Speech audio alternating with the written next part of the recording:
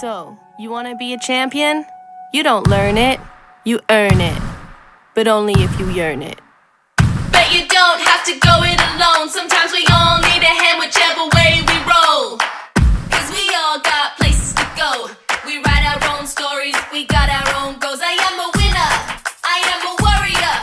I'm a survivor. Yeah, I'm a survivor. We don't care how hard it seems, cause we're not scared to chase our dreams. It's time, it's a new beginning. We're always winning, spinning. But every champion needs a team that they trust to whisper words of hope like You're meant for greatness. and when you got a hand, together we band. Champion everyone, yeah we can.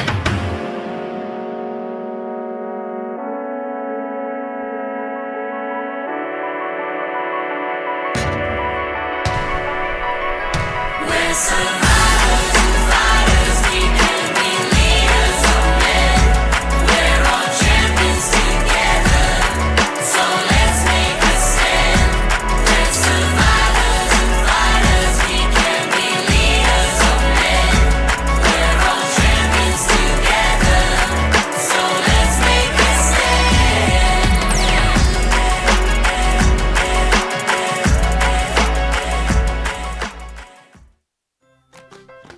Hello, how are you? Hi, it's great to meet you. Let me show you some fun things I can do. How has caregiving evolved so far? Mr. Ong, it's your turn. Hey Google, bring down the projector. Okay, activating the projector screen. Hey Google, now turn off the lights. You know, people think that technology lacks personal touch, but it actually helps our clients live more independently. I like doing things on my own. No one needs to follow me around and I know my way. Hi, good morning everyone. So today, what's next? When the classroom gets too cold for Miss Lim, I can help take care of her. Just 2 months ago, Mr. Ong didn't dare to take much initiative in class. Having control over his environment has made him much more confident. Smile and say hi. Hi! Ella is a robot that can walk, talk, and laugh just like us. With her clear and consistent facial expressions, children with ASD can perceive them more accurately.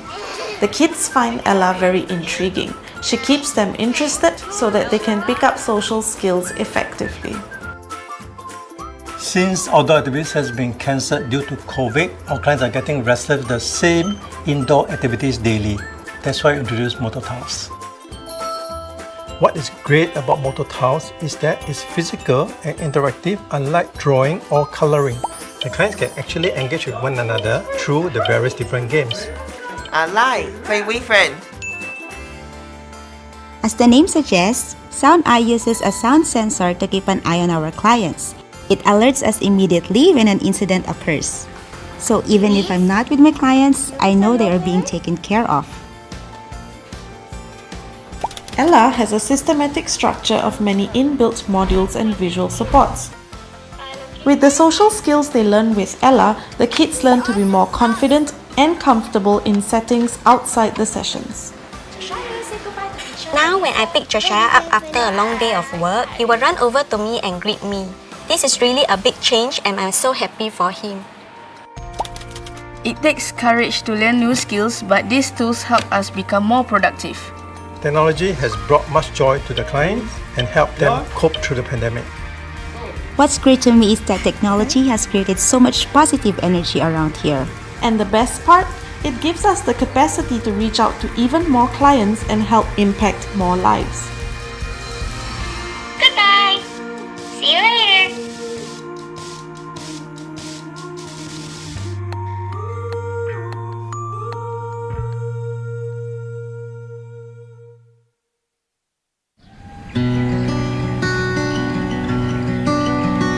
There's a quiet behind every sound.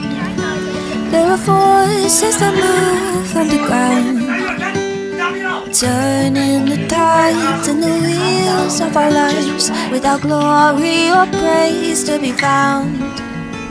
Like the new moon that hides in the night, there were giants in it in plain sight, and their deeds will be seen, but they slip through the seams like invisible rays of the light. Can you see the strength at the joint, the glue in the fold, the roots of the tree, the heat and the cold? These are the giants unsung. Look to the good they have done. In the midst of our lives, they are leading the light. Giants, each and every one.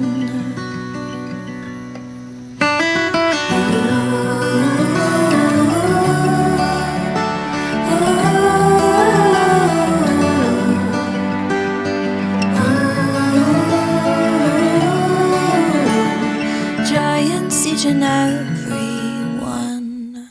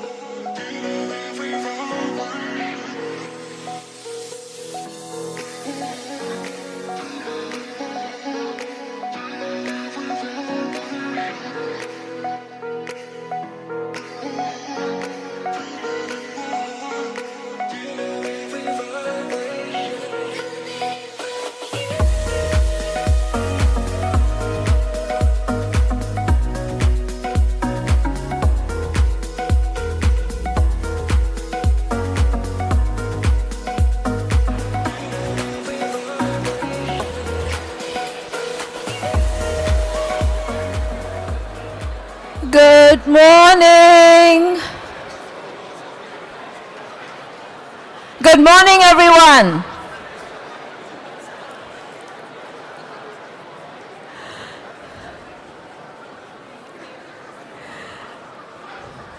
Hello.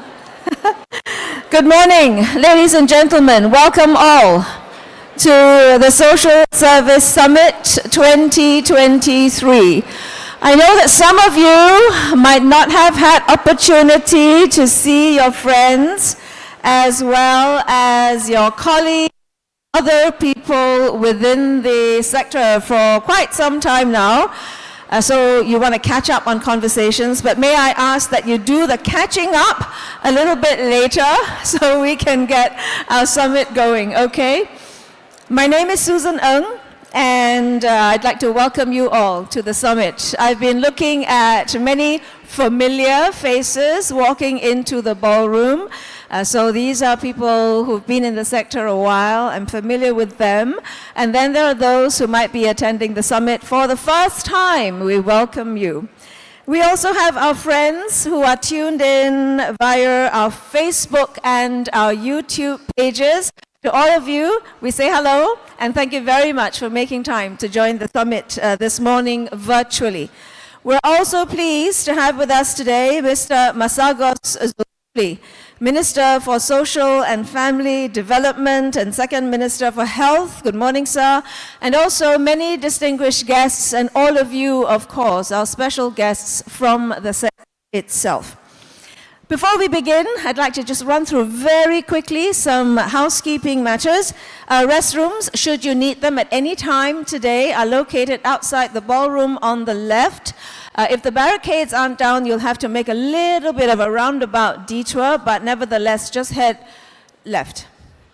Okay, in case of an unlikely emergency, if you should hear a fire alarm, please be on standby for any announcements that might come through the PA system, all right? And you will be guided, if required, to start evacuating. Please do this in an orderly manner. Use the staircases, emergency exit doors. Do not use the lifts. There will be people to guide you should the need arise. Assembly point is at the open courtyard outside. This is opposite the Raffles City Convention Center. Also, before we begin, may I request that you turn all electronic devices to silent mode, please, so that it is comfortable for everyone sitting around you to be able to take part and enjoy today's Social Service Summit. We have a really exciting lineup of activities for you today. You will be able to hear from some amazing speakers. You will also have the opportunity to network with each other and also to extend that network beyond your specific sectors. So the theme for this year's summit is Strengthening Connections, Partnering for Impact. And this is also in line with MSF's year of celebrating social service partners. And of course today, we are reminded of the great importance of partnerships. We cannot do without them. The importance of connections and also the importance of collaboration. And I think that we've seen this come into action a lot over the last few years. Many of you have had to work with each other in ways you never had to before, and look where we are today. I think we're stronger than before. And the sector cannot create impact alone. With the ever-changing and complex needs, it is imperative that we continue to build strong partnerships, not just for today, not just for tomorrow, but the future of the social service sector as a whole. And I think more importantly, to build and strengthen those partnerships beyond the sector.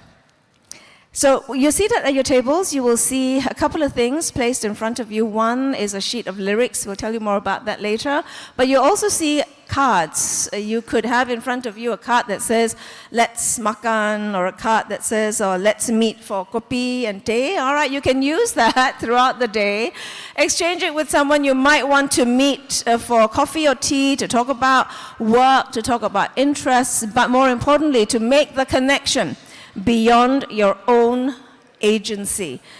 I know there's only one card. Someone said that earlier, but one only how? You have business cards. Many of you have been doing that since you arrived. Exchange business cards. If you come from a very progressive organization, no more business cards, and exchange those e-cards, whatever it is you have on your phone. But please do make the connection. Please do make an opportunity to meet with people. Hopefully, you'll be able to arrange a session somewhere. And so to start the summit proper, it gives me great pleasure to invite someone whom I've had the opportunity to get to know over the years. She's way younger than I am, but we came from the same school. She's my junior lah. Ladies and gentlemen, Anita Pham. She is the president of the National Council of Social Service.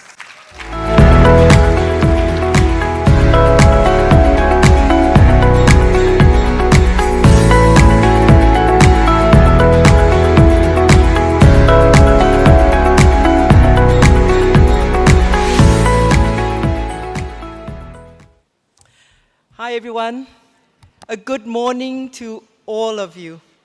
And good morning, Minister Masagos Zulkifli, partners, colleagues, fellow sector journeyers, friends. Welcome to this year's Social Service Summit. We have a very, very exciting program lined up for you over these next 2 days. And I do hope it will be a good time of learning as well as networking for all of you. Through the years, we have seen our sector evolve, and social issues have also become more complex. Gone are the days when we tackled just one social problem at a time with a dedicated pot of funding. Health and social care challenges are so closely intertwined and interdependent. They are way more complex these days and involve a myriad of relationships and sometimes much uncertainty. There are often competing needs and changing demands. Not to mention that we are also limited by a finite pool of resources. So in essence, we are driven by necessity to do things effectively and differently, recognizing too that is in the power of the collective that we can tackle those challenges and realize a different future.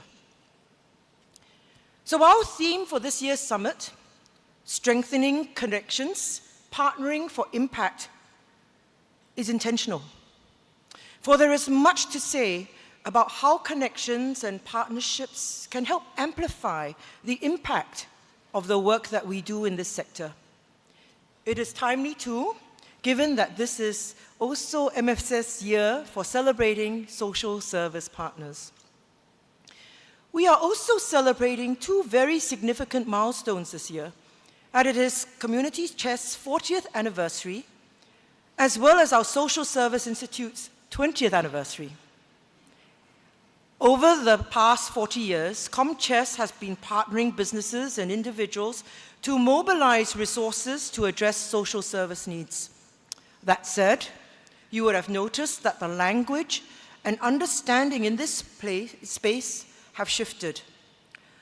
Until recently, we understood charity giving to be for the short term, to meet critical needs of a target population. However, there is a broader and deeper understanding of what effective philanthropy giving is, and that is giving which is more strategic, longer term, and involves ongoing partnerships with the communities and the charities in this space. More givers, especially corporates, are now looking to be more involved in the philanthropic process rather than adopting the more conventional approach of just giving a monetary donation. There is also a deeper interest in how ESG, that is, environmental, social and governance outcomes, can be measured as a means for measuring the sustainability and social impact of their philanthropic activities and their investment. To help businesses better shape and track the S in the ESG efforts, NCSS and NVPC, with input from various other stakeholders are therefore developing a new sustainable philanthropy framework and playbook. This framework aims to guide businesses in measuring and monitoring the impact of their donations, efforts in volunteerism, and inclusive hiring.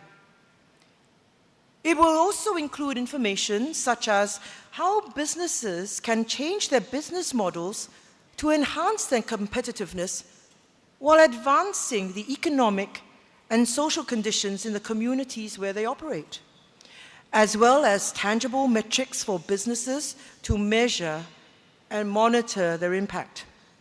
We target to launch the Sustainable Philanthropy Framework Metrics and Playbook in the quarter of 2024. The willingness of corporates to be more involved is only one half of the picture. Social service agencies, too, must be well positioned to receive these resources. This is where an openness to collaborate and work together truly matters and can make a real difference in outcomes for service users.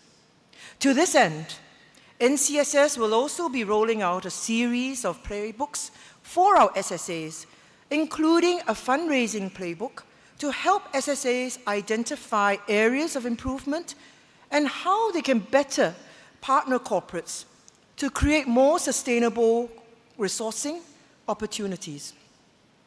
Resources are already available to help build the capabilities of SSAs in volunteer management. In addition, we also have dedicated funds that help foster collaboration in our social service sector.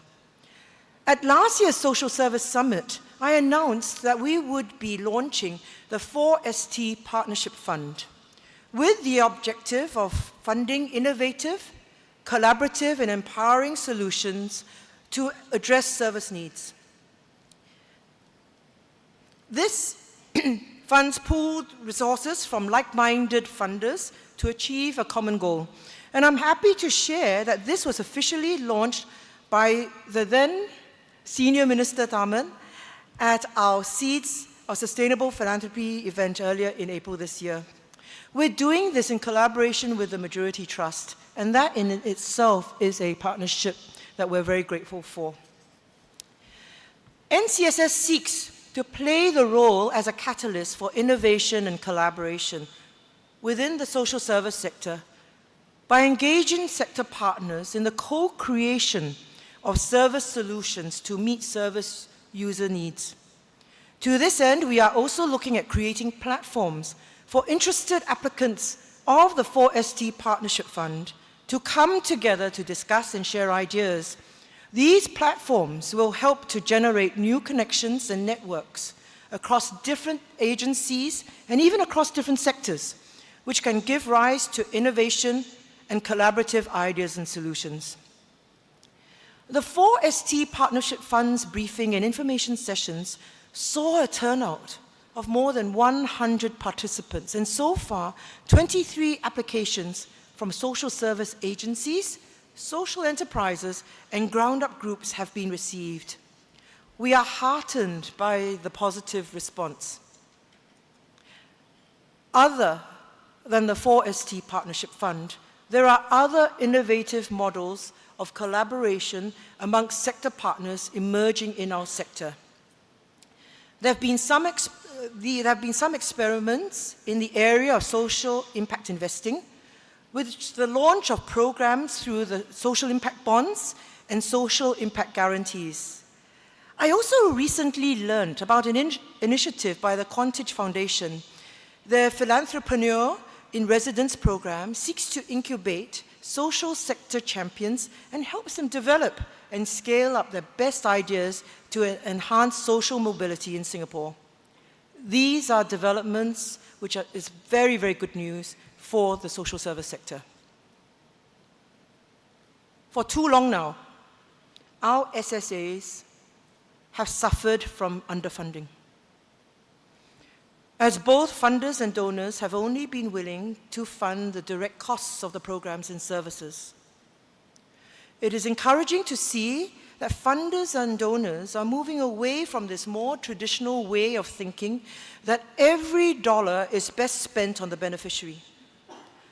I, for one, used to think like this.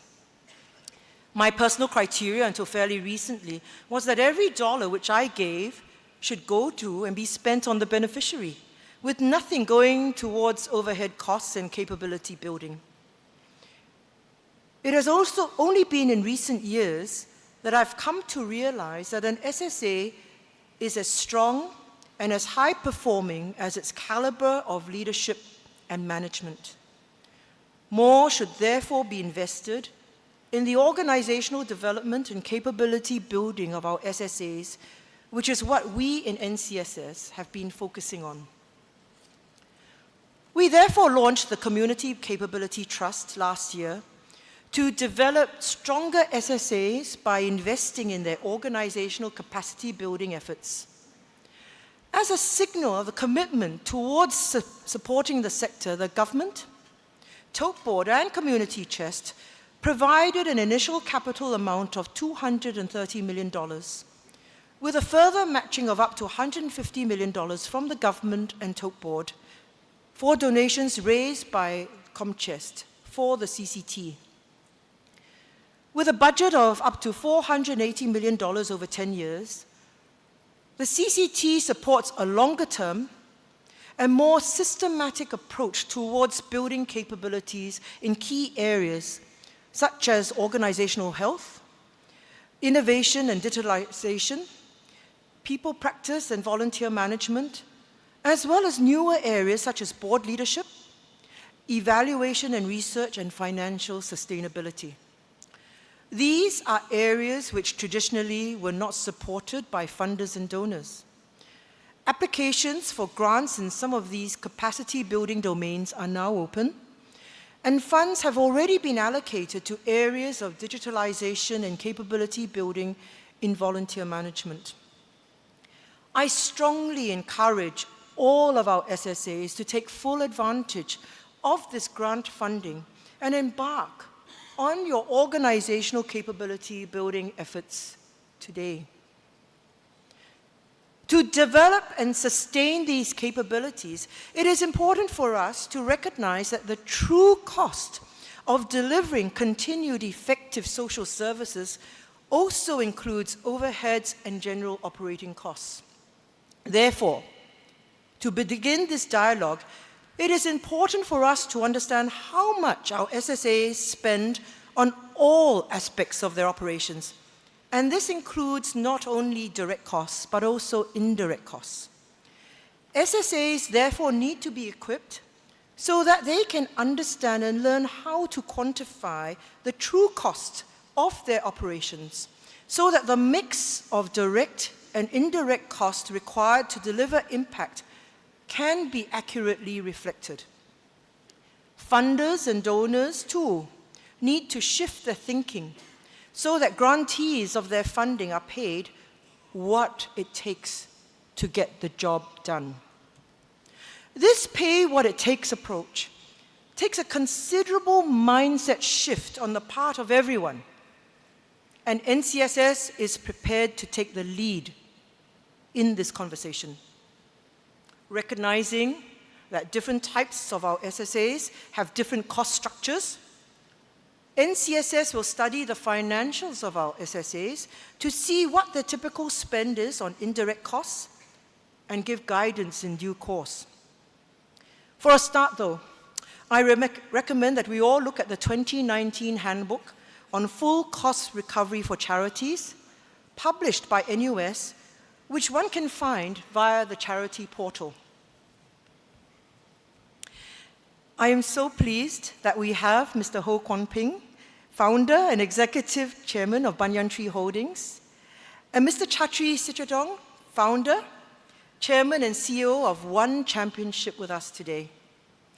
They will share their invaluable insights on ecosystem thinking, and I'm sure that much of what they will share will spark our imagination on how we can collaborate and work together more.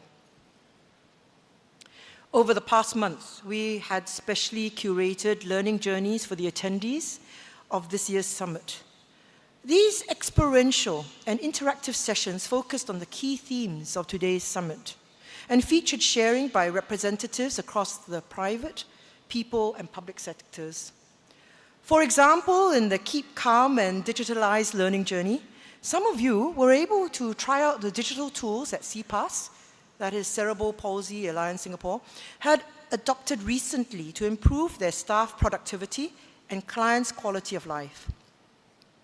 Attendees also gained insights into driving digitalization strategies.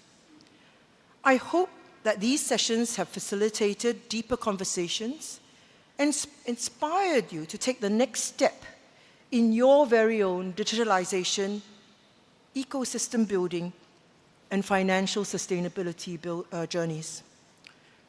But before I go, may I please take this opportunity to share my deep gratitude to all of you who have contributed tirelessly to our social service sector. I can really see the willingness of our sector to evolve and adapt to emerging trends and new ways of working, and this gives me the assurance that our sector is in a good place to transform, to better meet our service users' needs in the years ahead.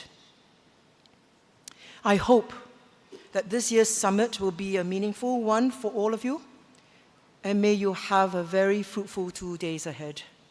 Thank you. Thank you. Thank you very much, Anita.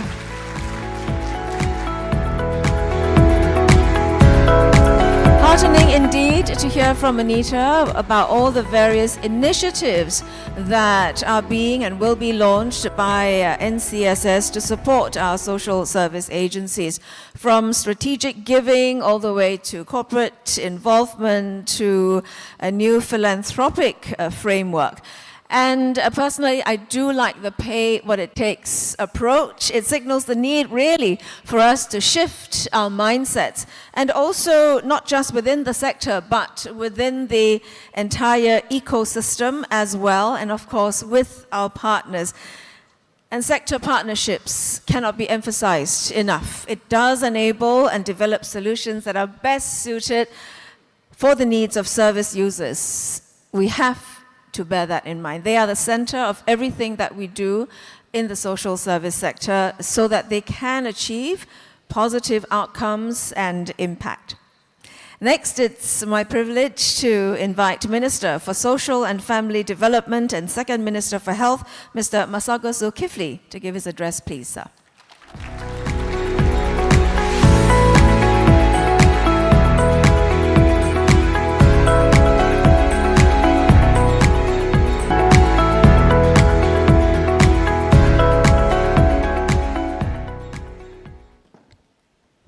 Ms. Anita Pham, President of NCSS, distinguished guests, friends and partners of the social service sector, good morning. The Annual Social Service Summit is an event that I look forward to attend every year. Being surrounded by like-minded partners in the sector is both inspiring and invigorating. The theme for this year's summit is Strengthening Connections, Partnering for Impact. Because problems facing Singaporeans become more complex and issues become more wide-ranging and also interconnected. So no single agency can actually solve these issues alone, not even the government. We will increasingly need to work across boundaries, connecting and partnering with each other. I have seen encouraging examples of SSAs who have worked with others to serve service users in a more holistic manner. MSF and NCSS have also stepped up efforts to forge closer partnerships with the community and other organizations to collectively strengthen our ecosystem of support for individuals and families. Beyond partnerships between the people and public sector, it's important that we form cross-sector partnerships with the private sector and leverage the strong capabilities of corporates. This is timely, as over the years, there have been a growing interest for corporates to take a strategic approach in their corporate social responsibility efforts. There's a deep desire to move away from ad hoc giving and instead explore how they can create sustained impact and see tangible outcomes. We have observed that many companies based here want to contribute to Singapore, but they also want to do it meaningfully. More are committing to regular donations and volunteerism and weaving social impact into their corporate purpose and make it part of the corporate DNA. We, as a sector, need to harness this interest by providing more enabling platforms. We have launched several initiatives to support corporates to embed giving more deeply. For example, Change for Charity was launched by Community Chest earlier this year as part of its 40th anniversary. Through this initiative, corporates can enable their customers to give conveniently and regularly to ComChest by incorporating a giving mechanism into their business model. Now, this complements our share program, which then allows corporates to promote giving among their staff. Just now was client, this their staff, through their monthly payroll. And some corporates have actually gone further. They match the donations from their employees. Ladies and gentlemen, we need to continue increasing the avenues for cross-sector partnerships, where both corporates and SSAs leverage each other's strengths. These will enable the sector to connect the dots between needs and services, thereby amplifying impact. From the corporate's perspective, deep community knowledge is required to harness resources for meaningful social impact. Corporates need to be more intimately aware of the needs and opportunities in the social service sector by using ground knowledge and data that SSA possess. Corporate should also embrace impact measurement to ensure that their operations generate value for society. In turn, from SSA's perspective, there is a need to better understand corporates' business models and expertise. This will enable SSAs and corporates to speak the same language to facilitate mutually beneficial partnerships. This will drive shared value, where the corporate activity generates value for both the business and the community. As part of the summit program, NCSS and the National Volunteer and Philanthropy Center, NVPC, collaborated to bring 85 participants, corporates, to the inaugural State of Play to better understand the sector's work and increase shared value. This will take place tomorrow, and corporates will gain insights to Singapore's social landscape, as well as go on a guided tour of the transformation marketplace. At the marketplace, they will get to experience technology solutions within the residential home and community service settings. This made possible by support from NCSS and the Agency for Integrated Care. These solutions have brought about greater delivery of social services and technology transformations. I hope these interactions will spark interest and conversations and eventually bring about more cross-sector collaborations. To enable more sustained impact, we plan to go one step further. We want to help corporates measure their impact and establish norms for companies to strive towards. During my conversations with various corporate leaders, CEOs, many have shared their challenges. One of it being the lack of clarity in the social aspect of the environment, social and government objectives, or what in the corporate world is called the ESG. They've asked for greater guidance. What does it mean to fulfill the S part of their ESG, their social goals? So, moving forward, we want to provide a systematic framework for corporates and other organizations to take a more strategic, long-term approach towards contributing to the community, and at the same time playing a bigger role in meeting social service needs. Therefore, I'm pleased to announce that NCSS and NVPC, together with other partners, will be developing a sustainable philanthropy framework, and this will be launched by first quarter 2024.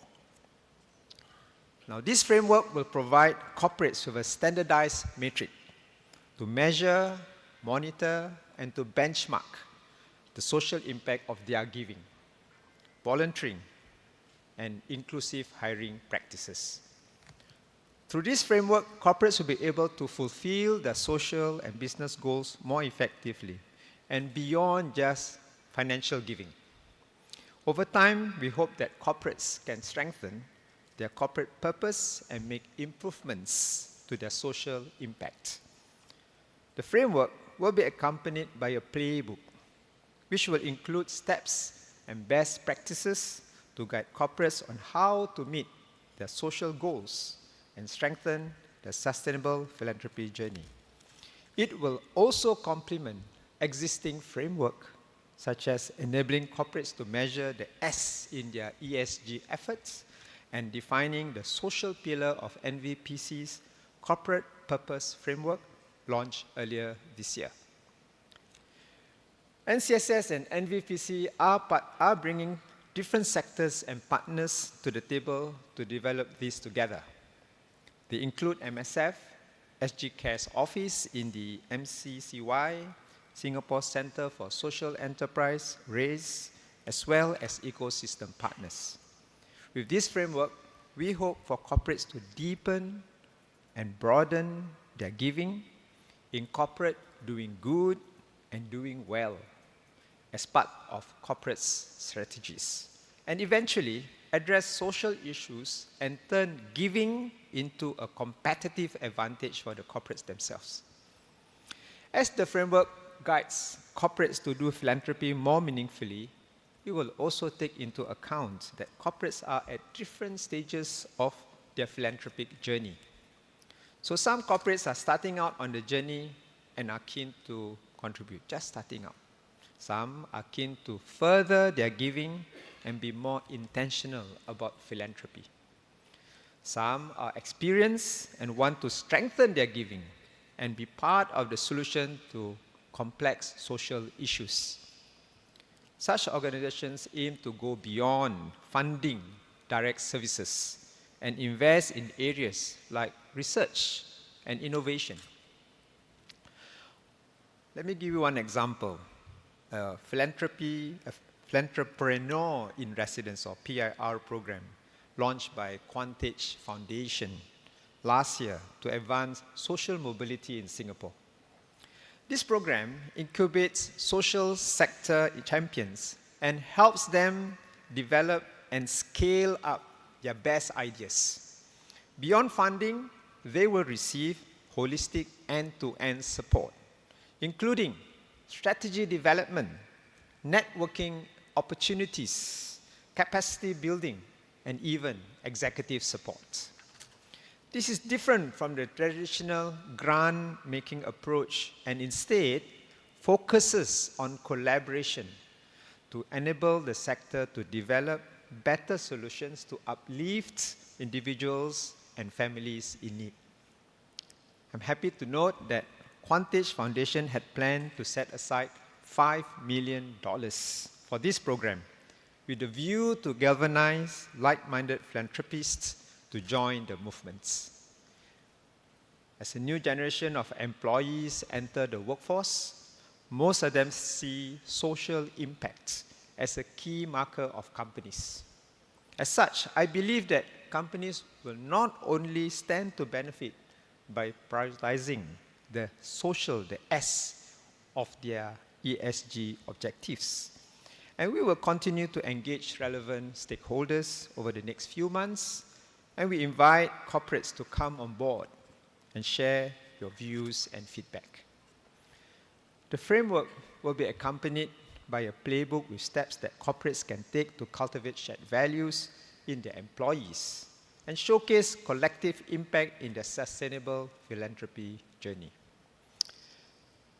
As we press on to forge stronger partnerships, there's also a need to build stronger SSAs. I'm very pleased that many SSAs have tapped on the Community Capability Trust, or CCT, administered by NCSS. This to build up stronger organizational capabilities. Strong organization capabilities are vital to SSA to transform themselves to SSA 3.0. And this includes having a strong professional workforce, augmented by volunteers and enabled by digitalization, so as to better meet the need of their users. At the core of every strong organization, of course, it is people.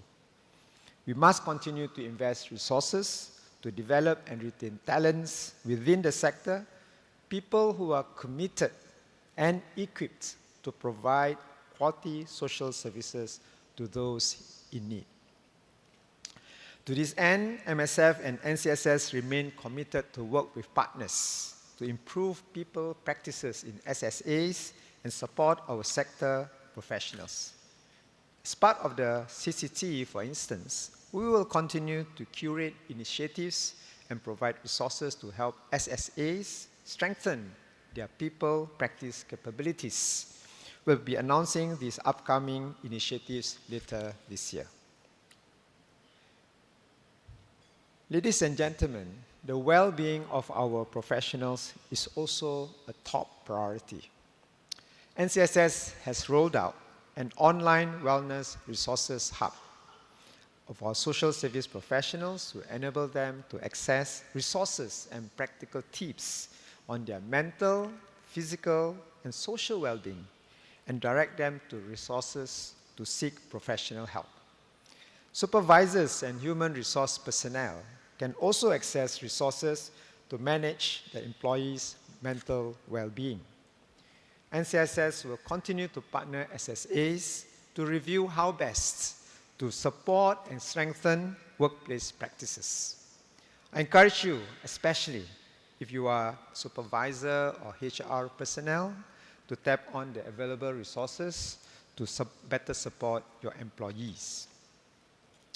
In conclusion, at the summit for this year's aptly highlights, let's strengthen our connection and partner for impact.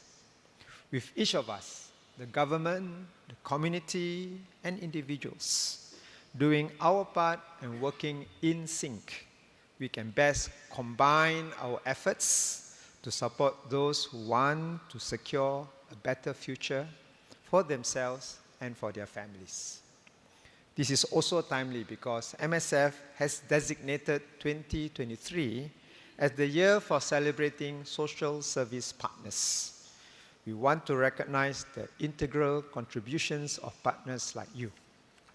Hence, I would like to take this opportunity to thank everyone here and those who can't come here. I understand there are also those who are participating virtually. Whether you are from a corporate or SSA, a sector professional or volunteer, thank you for working with us to nurture and build lives together. This way, we can truly achieve the collective vision outlined in our 4SD sector roadmap, where everyone is empowered to live a life of dignity in a caring and inclusive society. I wish you all a fruitful learning and networking session today. Thank you. Thank you. Thank you very much, Minister.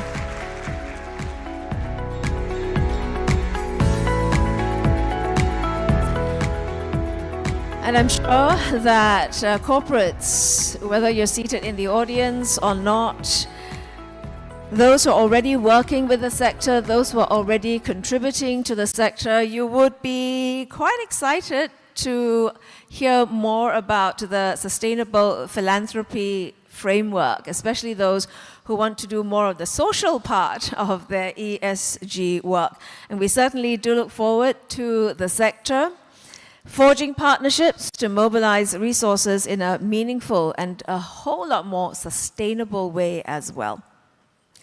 The next guest I'm going to introduce is no stranger to the global hospitality arena. In his pursuit to continually innovate and to bridge gaps between sustainability and service user experiences, he has worked extensively in stakeholder engagements. And so we're really excited for you to hear his sharing this morning. Please welcome Mr. Ho Kwon Ping, who is founder and executive chairman of Banyan Tree Holdings.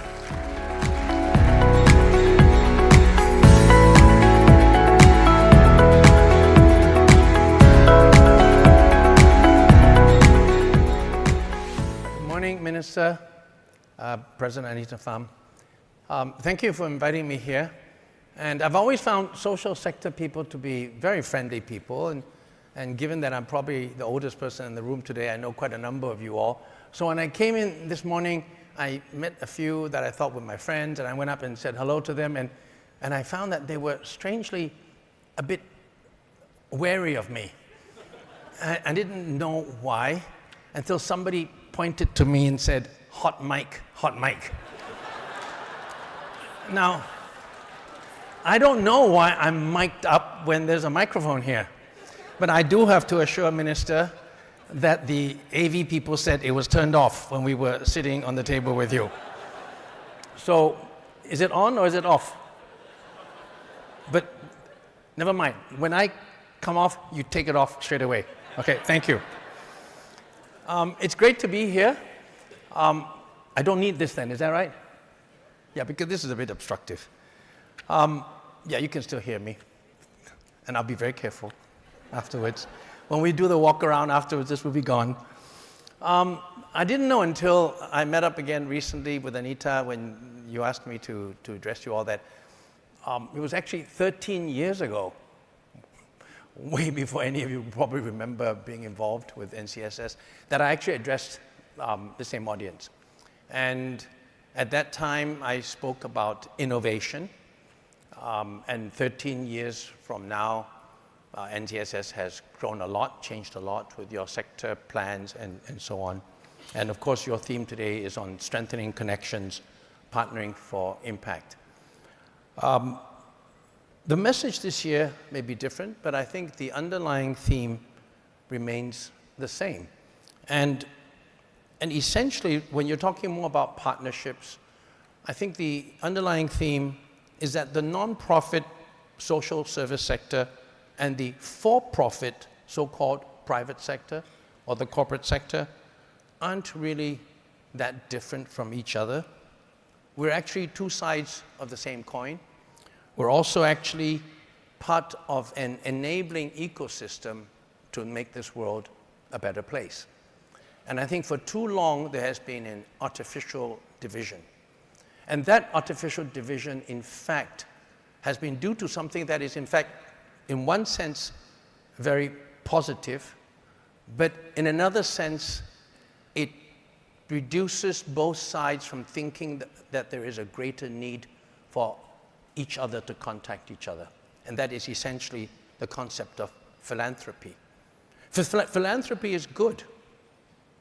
Without philanthropy, we couldn't do anything. But if we only think that philanthropy is the solution to all of society's problems, on our side, the corporate side, all we do is we give money to charities and to the social service sector. And the social service sector sees that its main job is to get corporates to give you money to do your very noble things. That, in fact, is how I think the greatness and goodness of philanthropy can become an insidious element that prevents our two sectors, which are essentially the yin and the yang of society, to actually interact with each other. We in Banyan Tree learned this very early on, for a very simple reason. We don't have enough money to give for philanthropy. So partly because of that, and partly because it is partly in our own ethos. For Banyan Tree's entire journey, we have given, of course, money to here and there, but we've always felt as a responsible corporate citizen that our job is to interact with those of you in the field so that we too are in the field, so that we work with specific organizations and not just give money to them, although we do, but we work actively with organizations to make this world a better place. And there's much that we can learn from each other. So 13 years ago, I was more productive. I looked up my old speech and I had 8 lessons for innovation. This time around, I don't have the energy for 8 lessons. So I've only got 6, okay? And it's divided into 3 points I want to make about the social service sector and the for-profit private sector. 3 points and sort of 3 general recommendations. And then three observations or points about Banyan Tree's own experience and how it might have some relevance to some of you. And as I said, the most important point I want to make is that we are the same 2 sides of a coin. We are part of an ecosystem. And when your theme today is about strengthening connections and partnerships, that really resonates with me. So the first point I want to make, as I said early on, is that we actually are the same 2 sides of the same coin. We share the same ultimate purpose, but we have different delivery systems. Now, I have always argued, both in my capacity previously as chairman of Singapore Management University, that the ultimate role of business is to be a driver and a change agent for good. Otherwise, far too many business school students think that the role of business is basically to make money. Now, money is important, profits is important, but that cannot be the end purpose of a company. And universities and business schools that teach that, I think, are in fact partly at fault when you end up with corporates and CEOs that are less than responsible, because we teach them that, in fact, the only purpose of business is to make money. So even with my role with SMU, we've always insisted that the fundamental role of a business is to change society for good. And we do it through our means, which is very different from your means, but the same objective is there. Just to give you an example, I mean, it's well accepted that capitalism via the market mechanism should be the main agent for human progress and not just to create oligarchs. And the greatest economic writers of capitalism, including from Adam Smith to others, never thought of making money as the main raison d'etre for capitalism. But capitalism as a system was the most efficient system for delivering goods to people. And many of us will remember, I'm sure a minister will remember, that the origins of the PAP was in social democracy. And that same social democracy is relevant today in the Nordic countries, in Japan and elsewhere. But, and I have to say this, I think in Singapore, we have changed.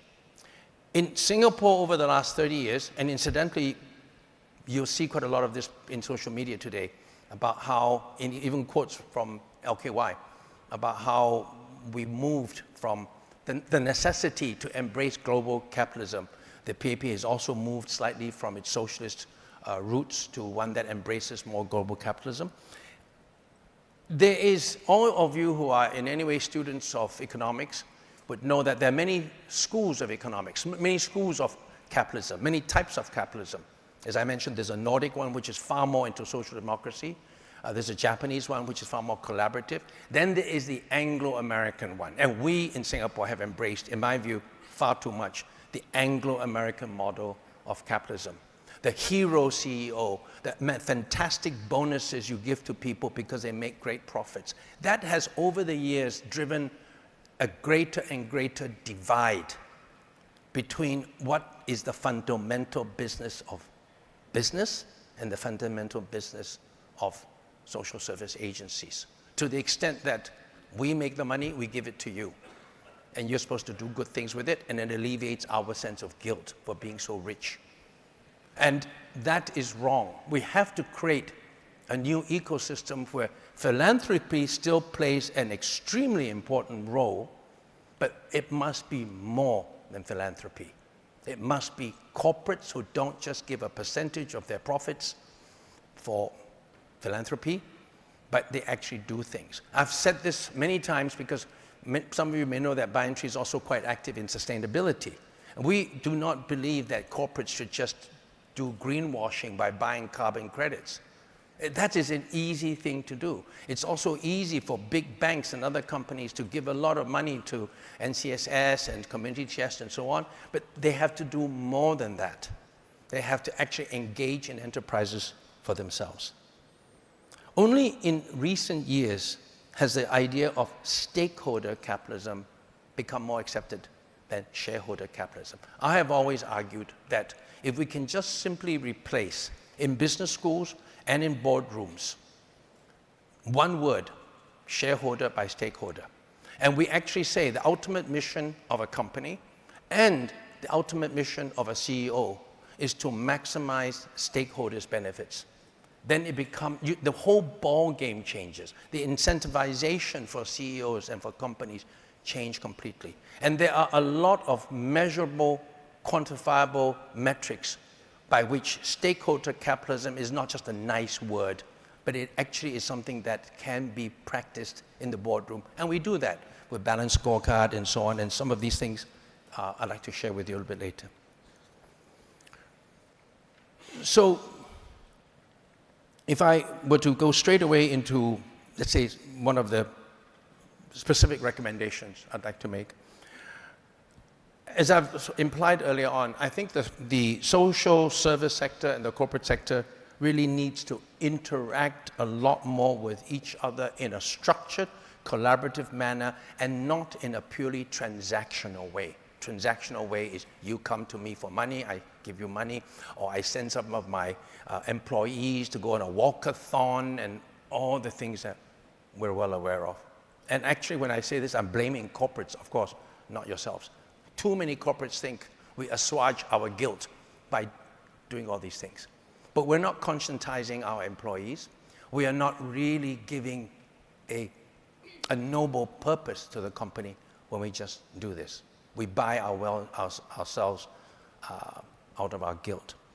There's quite a lot of structured collaboration that can be done. I just think of a few examples within my own company. Within BioIntree, with our own hotels, we do job swaps between people in our own hotels in different regions in order for them to learn from each other. I could well imagine, and we're thinking about doing this with some of the social service agencies in other countries that we work with. We have a CFO, a social service agency has a CFO, a hotel has got a CFO or financial controller, and so does an SSA. Financial controllers in both sectors do fundamentally the same thing, but with far different emphasis. Imagine a hotel financial controller or a corporate financial controller spending 2 months doing the work of a financial controller in a social service agency. I'm sure that social service agency is not going to go bust during that time. Neither will the hotel or the corporate go bust. But imagine that when those two persons go back to their own respective jobs, how they will themselves learn a lot more at a very personal level about how the two sectors are very different, even for professionals from the same profession. And through that, in a bigger way, you begin to have that collaboration because people themselves are transformed rather than organizations just doing things at a big way which does not really touch emotionally the lives of individuals. We also have shadowing programs, which is the same thing. If you cannot do a job swap because of CFOs and so on, there is no reason. Now, for chief executives, it's different. The chief executive of an SSA really can't go and be a chief executive of a logistics company. The business is far too different. But you can have a shadowing program.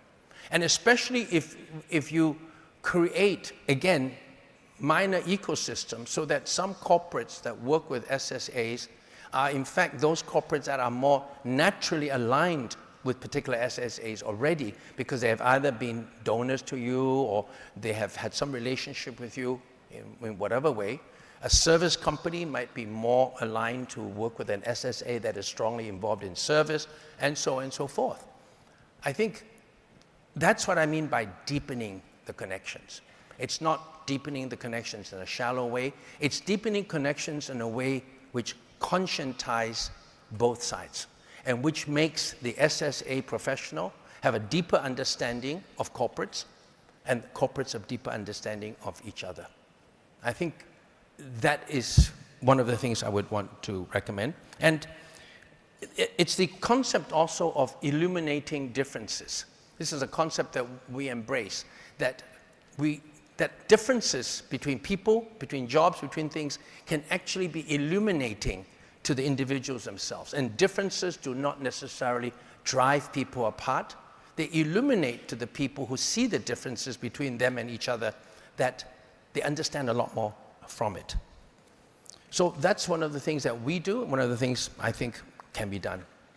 A second point I'd like to make is that I think both sectors should be more values-driven rather than just focus narrowly to be customer-centric or productivity-oriented. We tend to forget that. In the corporate sector, we say there are two things that are important to us, the customer and profits. In a lot of SSAs, the focus now is going to be on your customer, your client, whoever they are, and your productivity, not your profitability, but your productivity, your administrative costs to donations and other metrics that you have. And that's absolutely important. But along the way, objectives and metrics are not the same thing as values. The objective of an organization is the destination. The values is the compass that guides you as you go towards that journey and destination. If you lose sight of those values, you can become an extremely efficient SSA or an extremely efficient corporate, but I think you lose your soul. And it's kind of touchy-feely to talk about soul and values and so on, but for us in Banyan Tree, values is so critical because we are a small company that's playing in a big world. We have only about 10,000 people. We are spread out across 70 hotels, 52 nationalities, and 25 countries. So we're not one company in one place. We are dispersed all over the place. If values do not pull us together, there's not much else. And that's why values is so important to us. And we recognize that it plays such an important role because I don't know all my colleagues. Other colleagues of mine are so different from each other. They are driven by a common acceptance of the values that makes us different from other people. So we recognize it not as a touchy-feely thing. We recognize it as a critical imperative, not just for our success, but even for our survival. So in this sense, what can corporates and SSAs do? Again, I think you can form networks. I mean, you've got 500 members. There are thousands of corporates. You can form smaller ecosystems of networks, again, between corporates and specific corporates, specific SSAs, where you also have forums where you actually talk about values. It will be quite surprising when you put a corporate together and an SSA together, what do they call their values? And when I say values, I mean get beyond the motherhood and apple pie stuff, right? Every company's mission statement is exactly the same because they're all good stuff. But when you really dive deeper into workshops about values, you begin to understand that the values and the culture of a company that says this and the values and culture of a company that says the same thing, they actually practice it quite differently. And why I think values are important is because although values can be driven by the boardroom and the CEO, it permeates everybody. So if you have a discussion about values at the grassroots level, you really then begin to have an understanding about how the values that people think is practiced in a company at the grassroots level is sometimes very different from what the values that the CEO thinks permeates the company. So I think this is something that corporates and SSAs can actually share a little bit more about. The third point is that on the flip side of this, I think it's just very touchy-feely to just simply talk about values and do nothing. I think both sectors can actually gain by having a further discussion about actionable metrics that transform values into performance. Like ESG or sustainability, social purpose is a very fuzzy word. And yet it must infuse what we do, but it's very fuzzy. How do you measure the efficacy of social purpose by a SSA or by a corporate? Now, we all have balanced scorecards. I'm sure you have balanced scorecards in all your organizations. We have ours. But what kind of metrics do we use? I am personally quite interested to know from one of the SSAs, what's a balanced scorecard you use for your professionals? How do you measure their efficiency?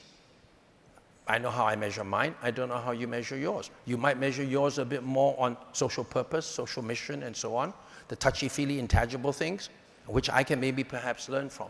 You can perhaps learn from us about how we're perhaps more efficient about our allocation of resources. So I think metrics are absolutely important if you want to talk about values. Otherwise, it's just fluffy stuff. If you only talk about metrics, you're only talking about productivity, you don't have the soul behind it. So I think the two are critical, and I think if we are going to cooperate and collaborate as one sector and another, these are the areas we can actually share a lot more things about. Besides, of course, specific initiatives, which I'm sure you'll all be talking about.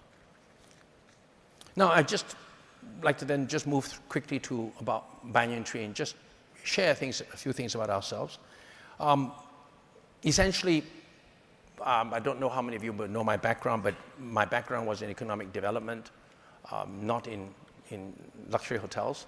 Although luxury hotels aren't a bad thing to be in, if you have to be in something, right? But it's never been the purpose of Banyan Tree. And Banyan Tree is not about luxury hotels, it's not even about hospitality. Banyan Tree is about being a vehicle by which we can, in our own very small way, do some good and transform the world in some ways. So from the very beginning of Banyan Tree 35 years ago, when we were formed, before the words ESG, sustainability, CSR came along, we were already trying, my wife and I, she was schooled in social development, me in economic development, and we basically used the hotel industry because we liked backpacking, and we used that as a vehicle to try to do good. And I think I only mention this to the extent that I think for every company, even a very old company a few hundred years ago, even for a GLC or TLC, the narrative of your own roots is very important. DBS was Development Bank of Singapore. Now it's a hugely profitable bank, but its roots also came from actually being the prime financier for economic development in Singapore. It has strong ESG roots. Singapore Airlines is luxury, Dom Perignon, Dom Crude, and so on, but its origins were to help Singapore transform itself from a backwater to being international. So if you go back deep enough, the founders of every business had a corporate mission that had values and had social purpose. Along the way, every CEO needs to get higher bonus and so on, and it is easy to lose sight of that mission. So I think every corporate needs to go back to the origins, develop their own stories, create narratives by which younger employees, when they come in, are not driven simply because that company is one where they can make money and rise to be CEO, but because that company had its roots in social purpose. And that's what we try to do. We talk in Banyan Tree all the time about how we transformed a polluted tin mine to being the sort of place where it is today. We talk about a lot of the things we're doing in sustainability. It's not just to brag. It's not just to get share price up. Very importantly, it is to inspire our own associates. Because in the war for talent today, if we're competitive in salaries, if we don't have any glass ceilings, then how are we better than somebody else? It must be because the associate thinks, I want to work for you. Why do I want to work for you? It must be because I share some of your values. So that's what we do, and that's why I think some of you who also are SSAs with either short histories or long histories continually go back and reburnish your own history. Create your legends. create your heroes, create your stories, even if you're a young SSA, because you must, for yourselves even more than me, probably your attrition rate is quite high because you have a lot of volunteers. A lot of volunteers, when they join one of your SSAs, may not really know the origins, the heroes, the narratives that you have. Build upon those because they are important. Another part that I think is important about, well, there are three lessons I wanted to talk about. One was, for us, every organization has to have a service culture. If you are a service organization, whether you're a bank, an airline, or in particularly your case, you're an SSA. We have what we think is a very strong service culture. Now, in the hotel industry, people talk about service cultures in terms of things like when you call for room service, within 3 calls, the room service is met. When you do housekeeping, all these measurable, these metrics for what is good service culture. We have these, but it's not enough. We have 4 words that define our service culture and our entire culture, that defines the relationship between associates and each other, between us and our customers. And that those 4 words is, I am with you. And what does I am with you mean? It means empathy. And it's so important in my business because so many people in hospitality industry in the front line think of themselves as service is almost equal to servitude. I serve you, you the boss. You scold me, you pay for me. And you know how many nasty tourists, Singaporeans included, actually treat service people very, very poorly. So to be a service person, you take a lot of bad stuff from people. How do I inspire them then? We have to inspire them by saying, I am with you is at the heart of your service culture. So that when I'm a service worker, I serve you, I see that you are very happy because you might be having an anniversary. We empower you to actually give something special to that person. When somebody is very sad, you do something else. So it's not that I serve you. I empathize with you. I understand you. Now, why is that also important in the service sector? Because, and I'm speaking here as a total outsider, I can imagine that in the drive for productivity, a lot of your service staff are measured and are told how to be more efficient in treating someone in a hospice, how to be more efficient with the definitions of efficiency as it relates to a hospice. It's so easy to forget the human touch. And it's very easy to forget that empathy is at the very heart of what you do and what we do. So I think that's very important. A second point that we have learned, and maybe applies to yourselves too, is we have learned that diversity and inclusivity is so critical. Now, the words D&I have been largely hijacked by the LGBTQI crowd, which we fully sympathize with. We're totally LGBT progressive.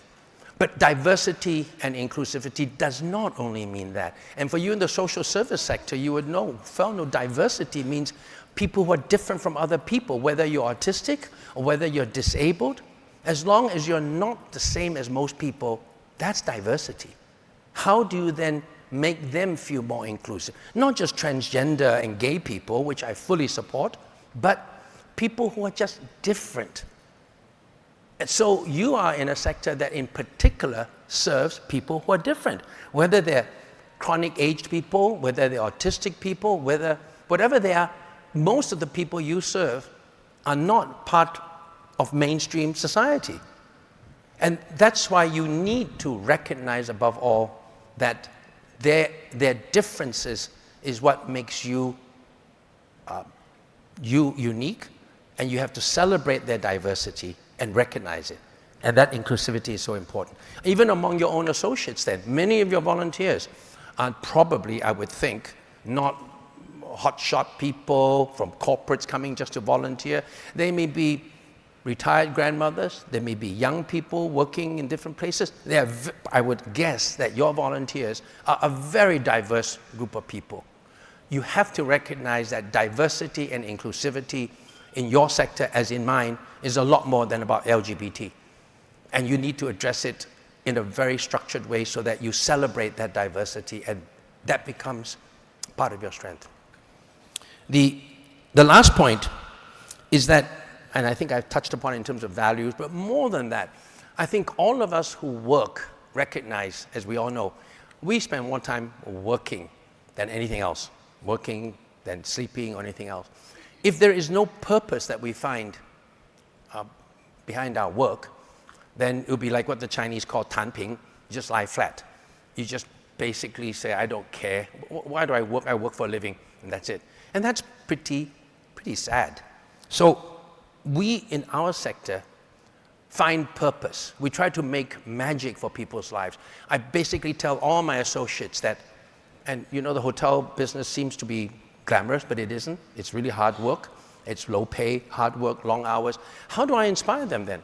I try to tell them that when people come for a wedding, people come for anything, an anniversary, we in this sector have the ability to create magic for them when they come.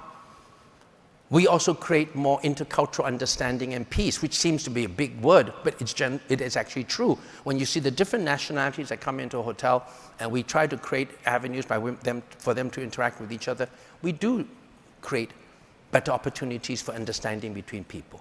I relate these two things to you only as examples of how, in my own organization, I try to go beyond the specific purpose of my work to try to create a sense of purpose. That is actually very easy for you because you are already, by definition, engaged in a far more noble purpose than being a luxury hotel group.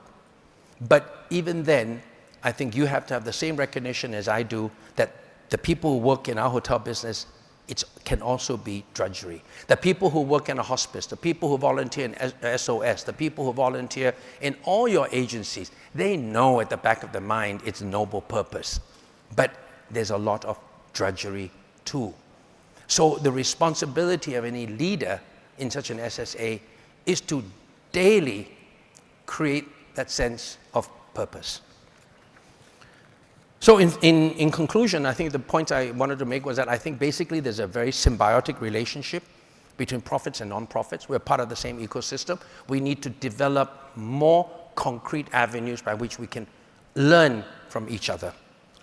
I think there's we need for a new balance between productivity and people-centeredness. We need both of these things, but we need to find the right balance, and we need to find the mediating agency behind it, which is values. And we must go beyond pure metrics. My final point I'll leave with you is something my wife said to me about what she thought is her responsibility in Banyan Tree and my responsibility. And I think it's a good analogy between the responsibility of corporates and the social service sector. Because Claire is involved in sustainability and in learning and development and in driving the culture, she says, rather dismissively of course, and she says, KP, you build the house, I make it a home. Now, I would say it applies equally here. Corporates make the house. We want to make it a beautiful, a beautiful house, but without you, it's not a home. So with that, thank you, and come to Banyan Tree. Thank you. Thank you. Thank you very much indeed. And so lots shared by Mr. Ho, Kwon Ping from Banyan Tree, of course. You know, we want to change society for good, and I think corporates and SSAs coming together, that's one of the main purposes that we are wanting to do. We also want to do things like what Mr. Ho mentioned, you know, maximizing stakeholder benefits. And also, we all have a purpose, don't we? Whether it's at home, whether it's at work, or whether it's at play. There's always a purpose, and companies want to make that a part of their DNA, that social purpose. So there is indeed so much more that SSAs and corporates can do together.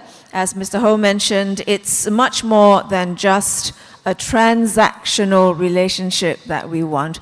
We want something a lot more than that. We must interact a whole lot more, and certainly more holistic collaborations indeed.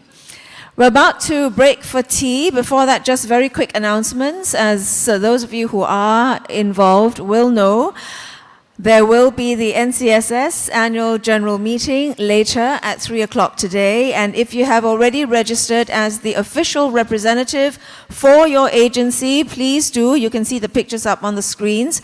Check your badges, ensure you have a 6-digit alphanumeric number printed on it. If you don't, may we invite you to approach the help desk located outside the ballroom near the registration kiosks, which you were at earlier this morning.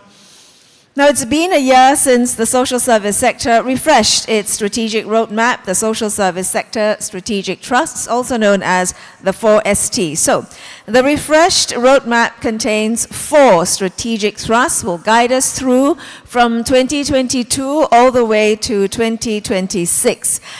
Before you head off to enjoy your refreshments, we'll want to invite you to scan the QR code that's shown on the screen to participate in the 4ST poll. And through the poll, we want to obtain a pulse check from you on the 4GST adoption within the ecosystem, and of course to collect the 4ST implementation stories to share with the sector. And I want to thank all our guests from Table 4, including Minister, for making time to join us today. We'll leave the QR code up on the screen so you can do this anytime during tea break or after you come back from the tea break. Right. Just a note for all our Muslim friends in the room, there are specially prepared bento meals for you, and you may collect them from the table just outside the ballroom. Please do approach any of the ushers if you do need any help in that area. Okay, enjoy tea break, everyone. We'll resume at 11 o'clock. We'll have ushers, of course, to usher you back into the room. Have fun. Remember those kopi and teh cards, yeah, that we gave you. You might want to make use of them sooner rather than later. Thank you so much. Enjoy tea.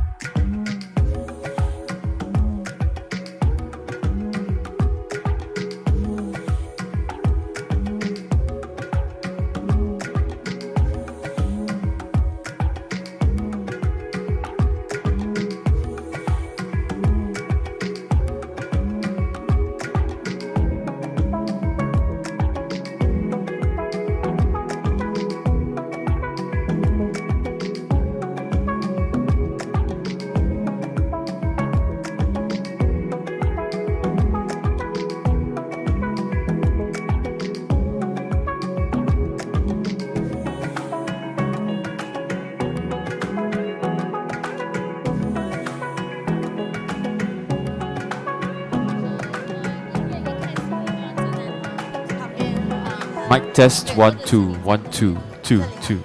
Mic test 1 2 1 2. Oh, after the chorus. Oh, 不是。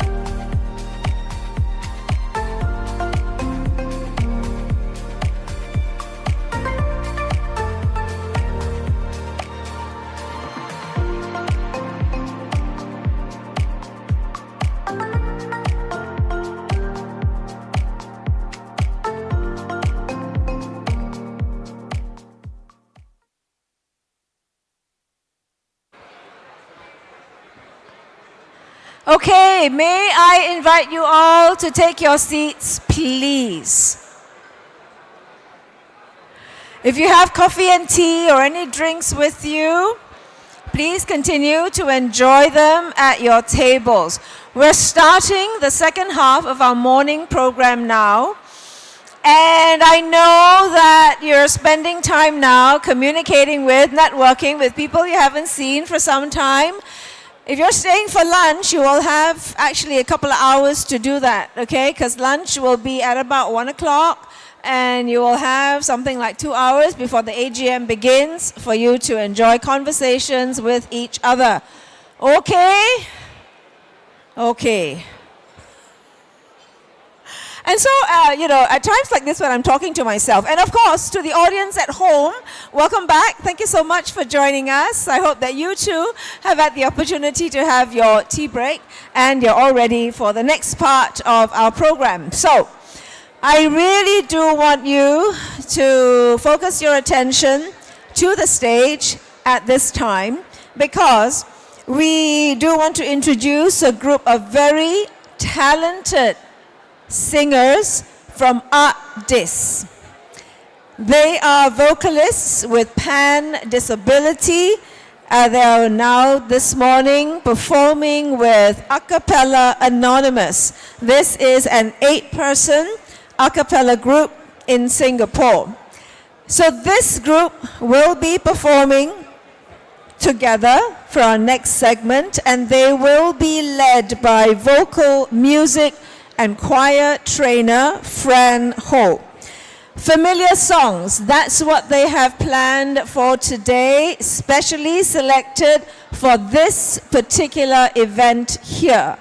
With National Day just around the corner, you will definitely recognize and appreciate one of the songs that they will be performing. We've got Fran, we've got the choirs all up here. Ladies and gentlemen, please focus your attention to the stage and welcome ArtDis Singapore. Good morning, everybody. Maybe I should say. Okay, so we are ArtDis. We are ArtDis Choir. It's our honor to here to perform for everybody. Thank you so much. What a crowd. I think this is our very formal performance after the COVID. Please give our choir a big applause. Yes, they are very talented artists, and today we are going to show you our best. And the first song we choose is, everybody know this one, and for Singaporean, this is a very heartwarming song, and I hope you enjoy. Home. Thank you. This is home, surely, as my senses tell me. This is where I won't be alone, for this is where I know it's home.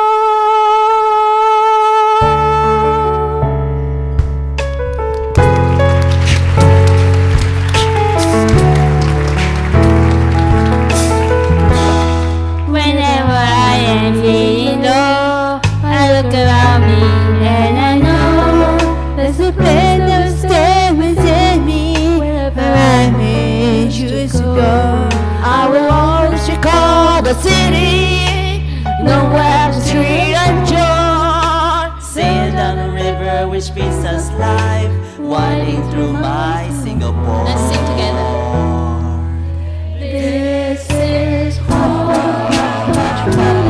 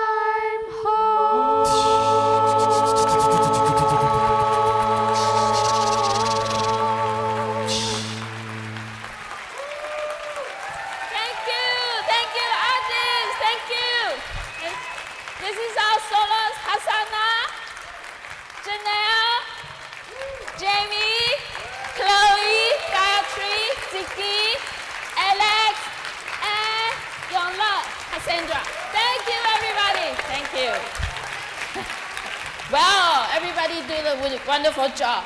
I know just now everybody was like, wow, I love that moment.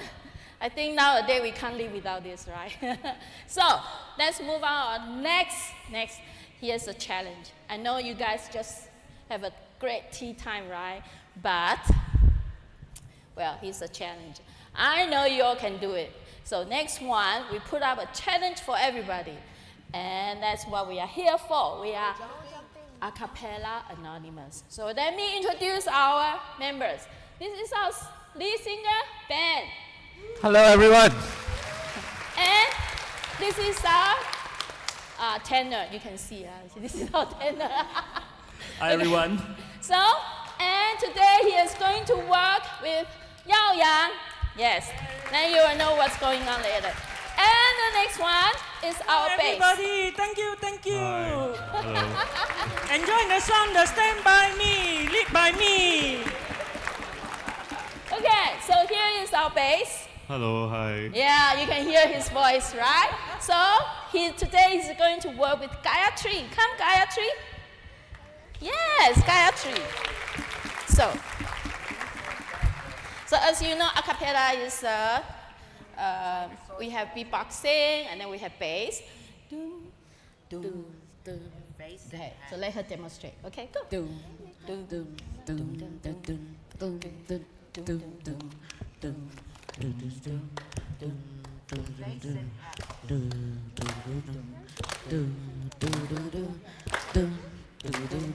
Yes.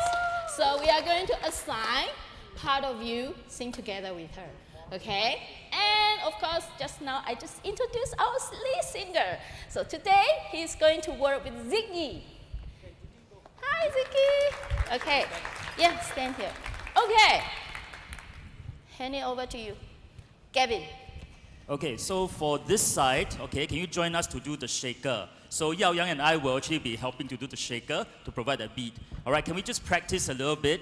Okay, so the sound is.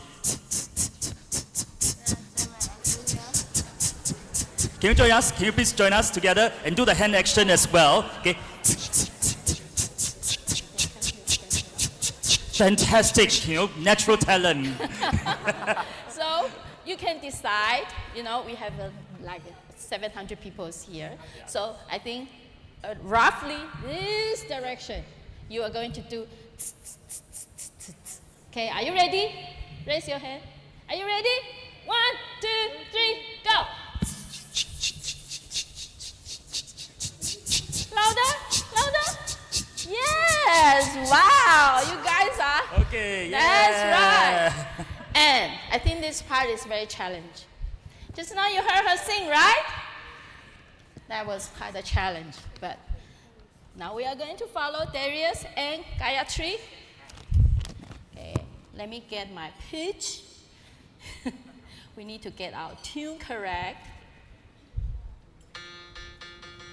Doom, doom. Okay, so let's listen him do one time, and then we're going to follow. Go. Do do do do do do do do do do do. Come on, let's do. Yes. One more time. Yes, louder. Do do do do do do do.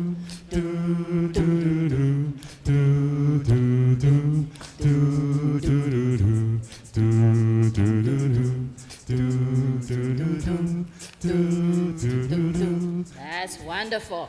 So then you guys wondering, what are we going to do for the rest of you? Now, you have this card on your table. I'm sure everybody has a card. That's right. So I think each table have 5 different designs, and it's all designed by our artists. So today we have 5 different designs. The first one, so each table have 5 different designs, and they have waves, they have pattern mania, and the circle of life, and the towards a sustainable future. So unfortunately, we don't have a title on the card, but you can use your imagination and see which one belongs to who. And you also can see some description from behind. And please support our arts from Artist Center. And those guys, those kids, they really use the art form to express themselves. And I'm very appreciative they all can do this. Isn't that beautiful? Yes. So I encourage you, go home and put in a small frame, put it in front of your table. This is very stress relieving to me. So if you feel you have a bad day, you look at this and think of an artist. They using the arts to express themselves. And it's just like artists, we use the singing to express how we feel. So, are you ready? Yeah. Whoa, are you ready? Yeah. Yes! Shake us! Let's go! Get ready over here. Okay, get ready. Okay. People in the center, join in and sing with us. Yes. The melody. You have Just the now. cards. The lyrics are printed on the cards. In your cards.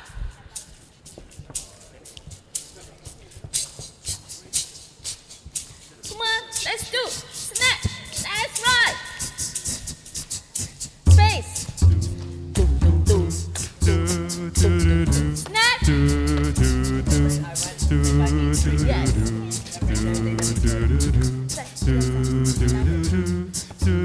Yes. Central, let me hear When you. the night has come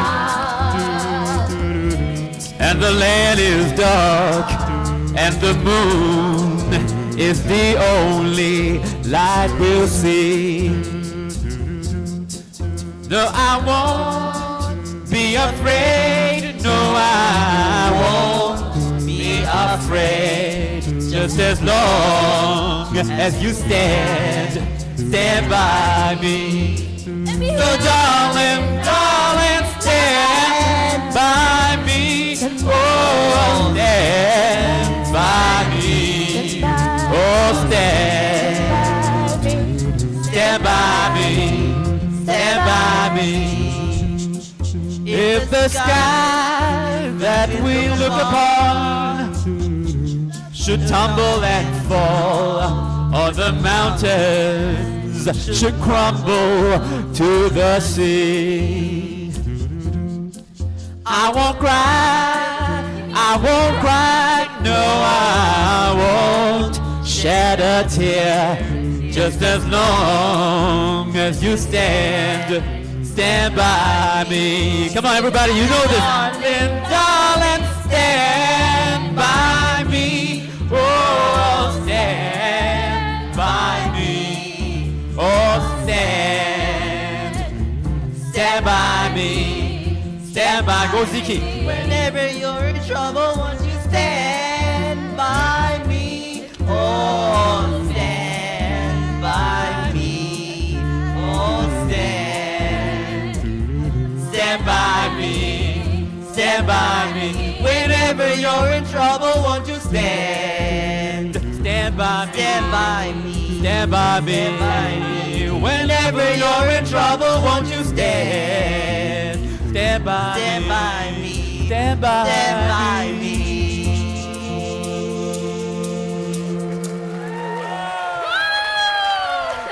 Ladies and gentlemen, Ziki.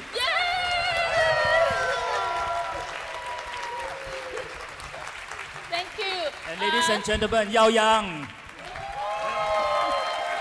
And our bass, Gayatri. Thank you, everybody. We are Artist Choir, and I hope you enjoy our entertainment. And you have a nice day. Choir, let's bow.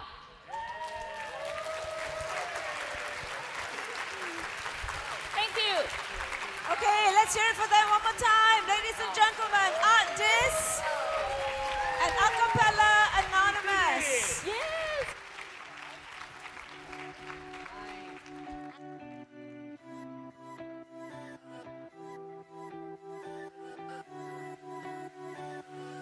Teacher friend. Okay.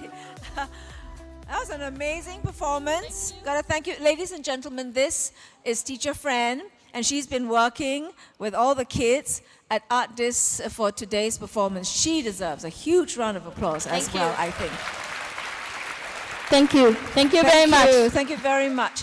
Not easy to work with singers of different disabilities. What was your experience been? My experience is I try to discover them, inspire them, and if they're good in singing, I inspire them with a different style of music, different style of, or different singers. And then, of course, I encourage them so they can sing more.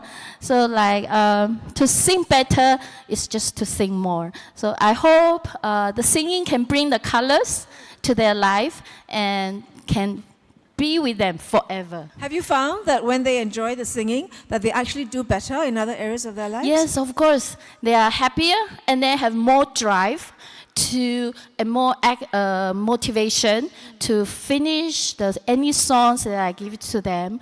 And sometimes they motivate them. They will bring the song they want to learn. They are very proactive, and they will write down the lyrics by themselves. So before they don't know how to type, and then because of this, so now some of them, they already know how to type the lyrics and put it in the Word documents and send over to me. Amazing. Yes, that yes, really it is amazing. It's, One last thing though, you're working with singers of different disabilities, and you have a mixed group. Acapella Anonymous is also part of the group. Putting them together, getting them to do beatbox. I mean, wow, that is a challenge, no? I would say because the kids, they like the different type of sound. They like the dum, dum, dum. So when they come to this, they think it's fun.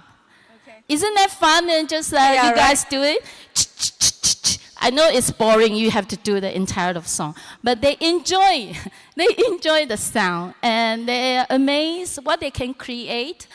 Just different from singing, different type of sound, different type. What kind of sound they can increase, they can create. So this is what they enjoy. That is amazing work, ladies and gentlemen. Teacher Fran Ho. Thank you, everybody. Thank you have a nice day. Thank you. And once again, congratulations to all the ArtDis singers, and our thanks also to Acapella Anonymous for coming together to work with them. So again, you know, we want to thank ArtDis Singapore for giving of their time, their talent, and getting the kids to rehearse and then come here. Because it goes to show the impact of giving. It goes to show the collective power that music can have on all of us, right? You heard Teacher Fran say the kids love the lessons or sessions with her. It's fun, so I think we must not forget to put the fun in everything we do, and I think that is what propels us forward. And again, you know, our collective experiences and wisdom cannot be undermined, because this is how the social service sector can create the impact, not just for the sector, but the sector and beyond, not just for today, but for tomorrow as well. And so in the next segment of our program this morning, we're going to dive a little bit deeper in getting to know other facets of the broader social service sector and how our work is interconnected.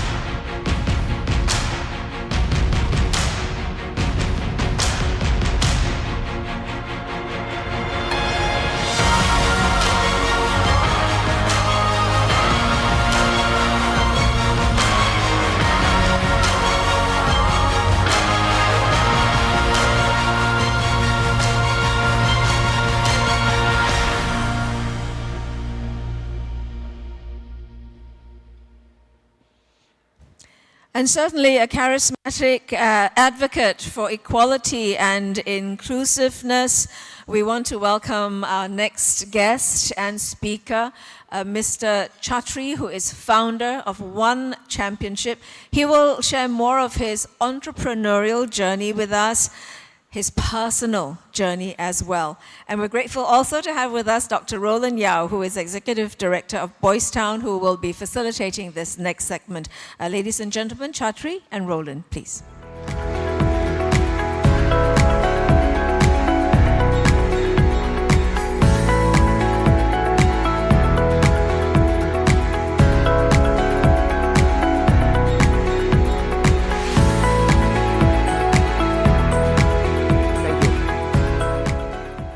Good morning, everybody. Are you hearing me well? Yes? All right. Great. Now, without further ado, the video was impressive. The video shared with me about the passion that one has touched life in different aspects. So today, we have a chance to hear and see the persons behind all that, and there is none other but Chatri today. So Chatri and I have known each other, I think, for more than 13 years. Yes. And in fact, a great man that has supported many children's and young persons' work. And he's also a great donor to Boys Town. And in fact, 2 of our dormitory rooms were named after your firstborn, Tyler's. Yes. And it's interesting because I recall, Chatri, and you mentioned that, you know, it is important for your sons to remember the hardship of people in need, in crisis. And perhaps later on I will invite you to share a little more about your personal stories. Ladies and gentlemen, Chatri, as you know, is a self-made entrepreneur and the founder and CEO of Evolve MMA, One Championship, and a lifelong martial artist yourself. And over the years, you have been given quite a number of credentials and accolades. Just allow me to name a couple of them. Asia's Kings of Martial Arts by Financial Times, Asia's second most powerful person in sports by Fox Sports. You were also ranked as one of the Asia top 100 business leaders by Business Insiders. Now, it's a privilege for me to also introduce to you Chatri. It's not just a person of looking after business and development, but a person full of passions and love for the underprivileged. Perhaps the first question I have for you, as we dialogue along the way, is throughout the year, what were some personal challenges that faced by you, and how have those challenges shaped you to be such a person who is passionate about people, using business for transformation? Chatri, please. So many years ago, during the Asian financial crisis, actually even before that, my father went bankrupt and abandoned the family. So when I was a young child, I was born into a well-to-do family in Thailand. But then he went bankrupt and abandoned the family, and so immediately it was my mother and my younger brother and myself, and we were thrown into poverty and living on 1 meal a day and struggling. And I know it sounds crazy, but when I look back at my life, I'm full of gratitude for my days in poverty, because I don't think I would have learned so many incredible life lessons. Right. I don't think I would have had compassion and empathy and a deep sense of duty for those less fortunate. And through my companies, as you noted, you know, on the global scale, we're with Global Citizen, but in Singapore, with Boys Town Home for 13 years, every year supporting, but through our activities with our world champions, inspiring the kids who may come from broken homes or a tough life, and Children's Cancer Foundation, Children's Society of Singapore, Minds, and a bunch of other programs that either Evolve or One Championship you know, is there to help with meaningful time or resources or world champions to help inspire you know, people in difficult situations. So I think for me, living on 1 meal a day, watching my mother cry, it broke my heart in a million pieces when I was younger, but it's given me so much, it's given me a real hunger, not only just for life in general, to make something of myself, but a real sense of duty to give back, because I was once upon a time very, very poor. Right. Thank you. And it's amazing as who you are today. going through the pathway of challenges, transformation.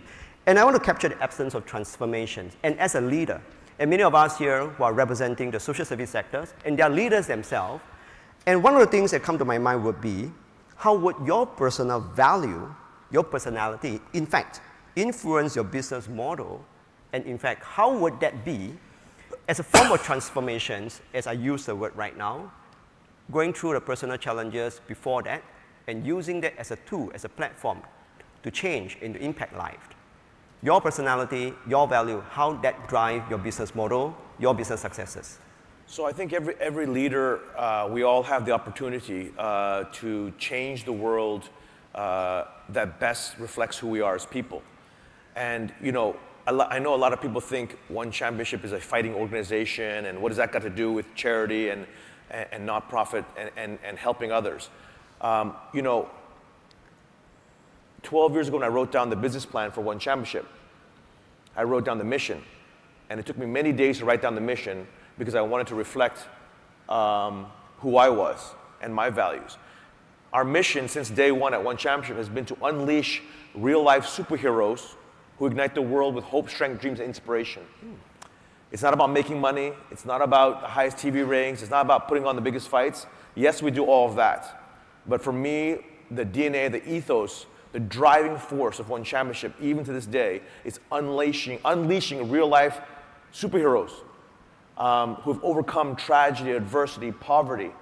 Through their values, through their stories, they're able to elevate humanity, you know, to dream more, do more, and be more in life. And that has been my relentless mission for my team and I. And that I think every leader should think deeply about what is the mission of your organization. How can you make it deeply personal for everybody on your team, but also deeply personal for everybody you need to be a part of your success. So whether it's your partners, I know this conference is about partnerships. You see, there's a great African proverb that says, to go fast, go alone. To go far, go together. Meaning that all of us, every organization needs other organizations to succeed. And you know, for one, again, it's a big passion of mine, giving back to society and helping and doing charitable work. You know, I'm in Boys Town. How many times have I been to Boys Town? I personally will go to Boys Town, to the barbecues with the kids. We have a barbecue day where, you know, we try to do once a quarter. But COVID, obviously COVID hit us, but we have that re-engaged again, where we come with barbecue and we pay for a nice dinner for all the kids at Boys Town Home, but we bring our world champions to play soccer and basketball and tug of war, and also tell their stories of how the world champions escape poverty or adversity, and that where you are in life is not necessarily an indicator of where you're going to be in the future. If you are disciplined, if you work hard, if you do right and you do good, and if you know, don't smoke and don't drink, you know, which we reinforce at Boys Town Home, if you get good grades, you know, you can do things, and we've even had success stories where kids at Boys Town end up training at Evolve Mixed Martial Arts, a chain of martial arts schools where they train for free. And if they get good grades and they don't smoke, they don't drink, get in trouble, Boys Town Home, they train at Evolve for free with our world champions, and they can, you know, further level up their discipline, their courage, their honor, their goal setting, their you know, martial arts people think about it as violence. That's the biggest misconception. Why do millions of parents send their kids to martial arts schools all over the world? It's to learn these incredible foundational values for life, so you can succeed. If you have discipline, if you have hard work, if you have courage, if you have humility, if you have compassion, if you have empathy, these are the things that martial arts teaches. Yes. And so for me, you know, it's the biggest lesson I can say for everybody here is having a mission that not only ignites your soul, but ignites your soul's organization, but is able to attract other organizations and other people to come support your cause.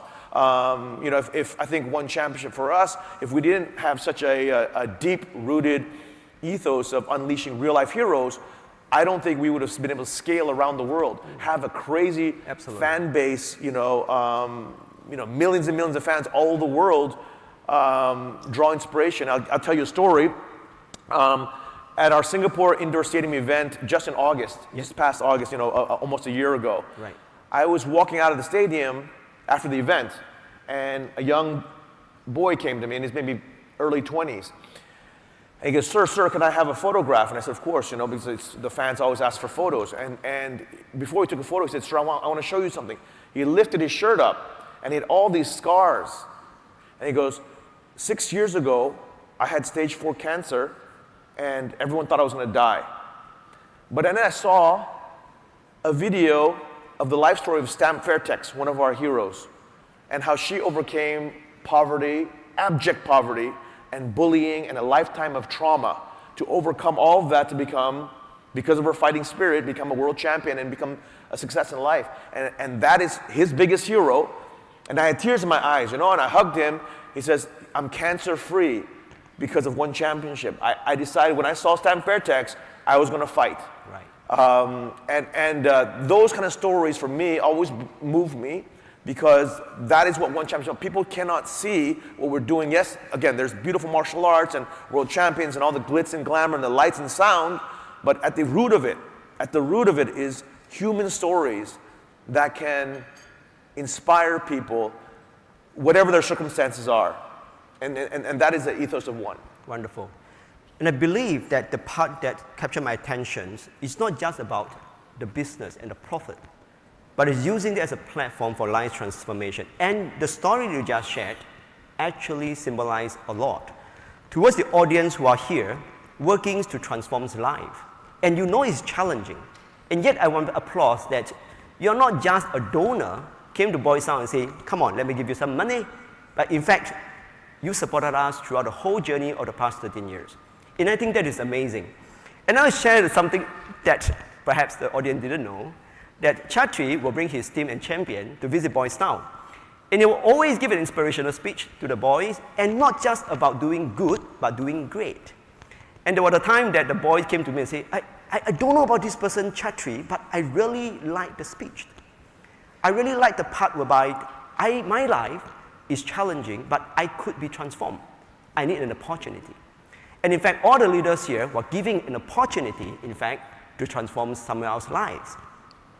And something about that event, that you know, whenever the champions came, one of the activities that we usually do is the tug-of-war. And you have all the champions in the world from one championship and visiting who? Boys Town boys. Now, who do you think won tug-of-war? Make a guess. Champion, Boys Town boy, champion, or Boys Town boy? Boys Town boys, by the way, okay? Why? Because the champion is not just to win over just the tournament or the tug-of-war, but to inspire change. And I want to thank you personally for the good work that you have done for so many people, not just for Boys Town and many others. Now that comes to our emphasis of the theme of today's summit. It's about having to leverage on collaboration, leverage on opportunity with corporates, and using corporate resources, and at the same time, transforming life, impact society's change. Now, perhaps the question that I have for you here will be, if you were to relate your personal value and experiences as a business entrepreneur, all right, what would you say are important elements? You briefly share a little along the way. And what could we learn from the social service leader ourselves? And would that be partnership? And how would that be between corporates like yourself and as well as social service agency, please? So, you know, in order to draw donations, obviously it's very, very critical for every social service organization and support from the larger community, especially the business community. It's very important to align values, but it's very important to share stories that will inspire the other partner to come join you in your cause. If you just come in with a standard presentation, here's who we are, this is what we do, you might get $1, you might get $2. But if you're able to connect at a deep level with whoever is sitting there who controls a budget, it might be $5 million, it might be $100 million budget, but they control a budget, and you make it a deeply personal thing by telling a story, by doing a lot of homework before you meet that person. I mean, these are very obvious things, right? But people may or may not use them. I always try to do my best, my team and I try to do the best, do our homework before we meet another organization, before we meet another person, so we know what we're getting into, and then trying to make a personal connection through stories, through values, through missions. And I think this is something that then people will go above and beyond. You know, once upon a time, one championship was a piece of paper. you know, it was just a business plan. And today, it's Asia's largest global sports property. We're broadcast in 179 countries around the world every Friday, live around the world. Whatever country I go to, we have millions of fans. Right. And that could not have happened if, you know, we just said, hey, we're here to promote fighting. We had to think of something that would connect humanity together. Yeah. And so I think that, at large scale, is storytelling. You know, everybody loves to hear that story of this cancer patient who was inspired by STEM. But we have millions of stories like this, you know, in the last 12 years as an organization, just literally just stories and stories. After every fight, someone would say, you know, my mom was kicked out of her, you know, by her, you know, her new husband, or my mom's dying of cancer, or, you know, my village burned down. I'm using all this money to now, you know, resurrect the village. I mean, just crazy stories that would make you weep. Right. And that's something that has connected with fans, but then would connect, you know, all over the world. So I think that's something very important. Is, are you making that special connection with the organization that you're seeking money from? Right. So that you don't just become a checkbox for them. Absolutely. And I really wanted to just share a little more about the transformations of people's life.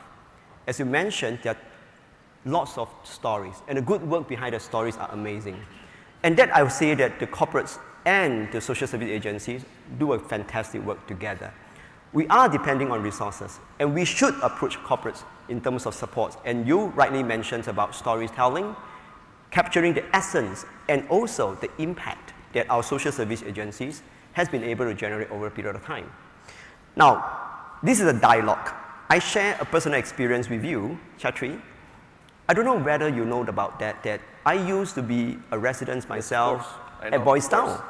And by the way, my social worker, who is also the former executive director of Boys Town, is here in the midst, Mrs. Irene Loy. Okay, she's here. She was my social worker. She gave me a chance, and she led the organizations, and here we are today, celebrating life, transforming. Thank you. Now, I hear that the elements of goodness. And there's a moment that people mention that fighting, violence, and seems to be associating that with a form of, I would say, in a way of people looking into as a disadvantaged, a violence without self-control. But I come to know you mentioned something very differently. You look into martial art, and you yourself as a martial artist yourself, focusing on the element of discipline, focusing on the elements of self-control, focusing on the elements of, I would say, goodness. Would you be able to share with us, with the audience today, what would you see? Martial arts, one championship as a platform beyond just fighting, using that as a tool, connect with people, transforming life. Yeah, so that is probably the biggest misconception that I've been fighting ever since I started Evolve Mixed Martial Arts, which is a chain of martial arts academies. We have young students as young as 4 years old, as old as 75 years old, from all walks of life, but also with one championship. But what I want is for people to see that martial arts is actually one of the greatest platforms to unleash human potential. Okay. Because it can take a kid who may be shy, may be autistic, may have been beaten up and broken at home, lack of confidence. But when you put a kid, and I've seen this over and over, you put a 4-year-old child, 6-year-old child, 7-year-old child, 15-year-old child from Boys Town home coming in, and something magical happens because they're able to work hard, dedicate themselves to something, and they see themselves progress.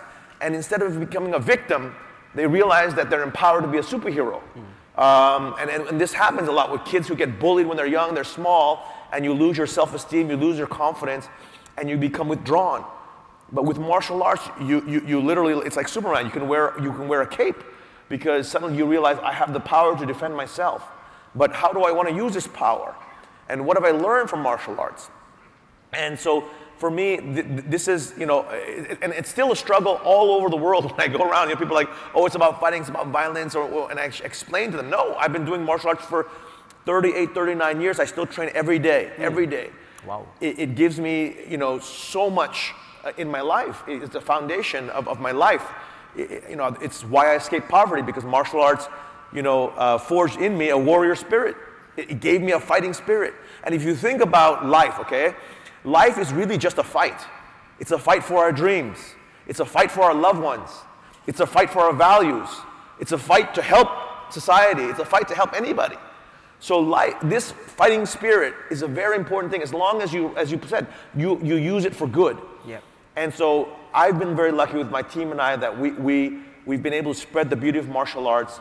And mind you, Asia's been the home of martial arts for 5,000 years, right? Wow, and there's still a lot of misconception about what it's about. Yes, you learn how to punch and kick, but once you become good at it, you don't want to punch and kick. What you want to do is spread this beauty that you have experienced that transform your life. So, and again, you know, everyone here, I think, what you do for a full-time living is extremely honorable. I think if I didn't do what I did, if I wasn't doing my job as a CEO or as an entrepreneur, I would be doing charity work. It's something that's very near and dear to my heart, because you get to touch lives. Through your work, through your dedication, you really impact millions of lives, or you know, thousands of lives in each of your organizations, hundreds of lives, and in a meaningful, deep way. And that is probably the greatest and most meaningful way to live life. You know, because all of us, we're going to die no matter what. We're 80 years old, we're going to die. So I always say to myself and to my friends and my family that the meaning of life is truly the love you share with your loved ones and the impact you make on your friends, your family, your community, and luckily your country. And that's it. It's not about what car you drive. It's not about how big your house is or this, that, that. That's all junk to me, all junk. What matters most is the love you share with your loved ones, your children, your grandchildren, your parents, etc., and the impact you make. And again, all of us here, we're very fortunate. We can make an impact with our work. Right. Not just with our family, but through our work, we make an impact on our communities. Absolutely. As you mentioned that you realize that it is not just about a one-size-fits-all formulas. And all of our experiences at the individual level, your individual level, my individual level, and the community efforts comes together, that we can see transformations. And at this moment, I would like to thank all the leaders amongst yourself. Give yourself a round of applause for transforming life, for making heroes on a daily basis. Am I right? Absolutely work. Now, I like this element of one, you know. Perhaps later on you share a little about what is this inspiration behind that. I know in between we shared about the work, the champions, and making heroes. And better Boys Now, I could do a little selling about Boys Now at the same time today. Got a chance to do so, right? Okay. Now, at Boys Now, we do have an acronym called Boys Now 1. It stands for ONE, just like your t-shirts in print. But it stands for ownership, nurturing, and empowering. And I believe that is exactly the value systems that we want to hold on to. Ownership, holding the roles and responsibility in doing good. Nurturing people are the fundamental of the work. And finally, empowering them to go on to the next phase. Perhaps I'll bring that to you as well, Chatri. If you are to share the inspirational elements of leadership as an individual, what would you advise, share with us about how is leadership and what is the essence of leadership and how do you use that, or how could we use that to transform life while we have all forms of individual or organizational values, please?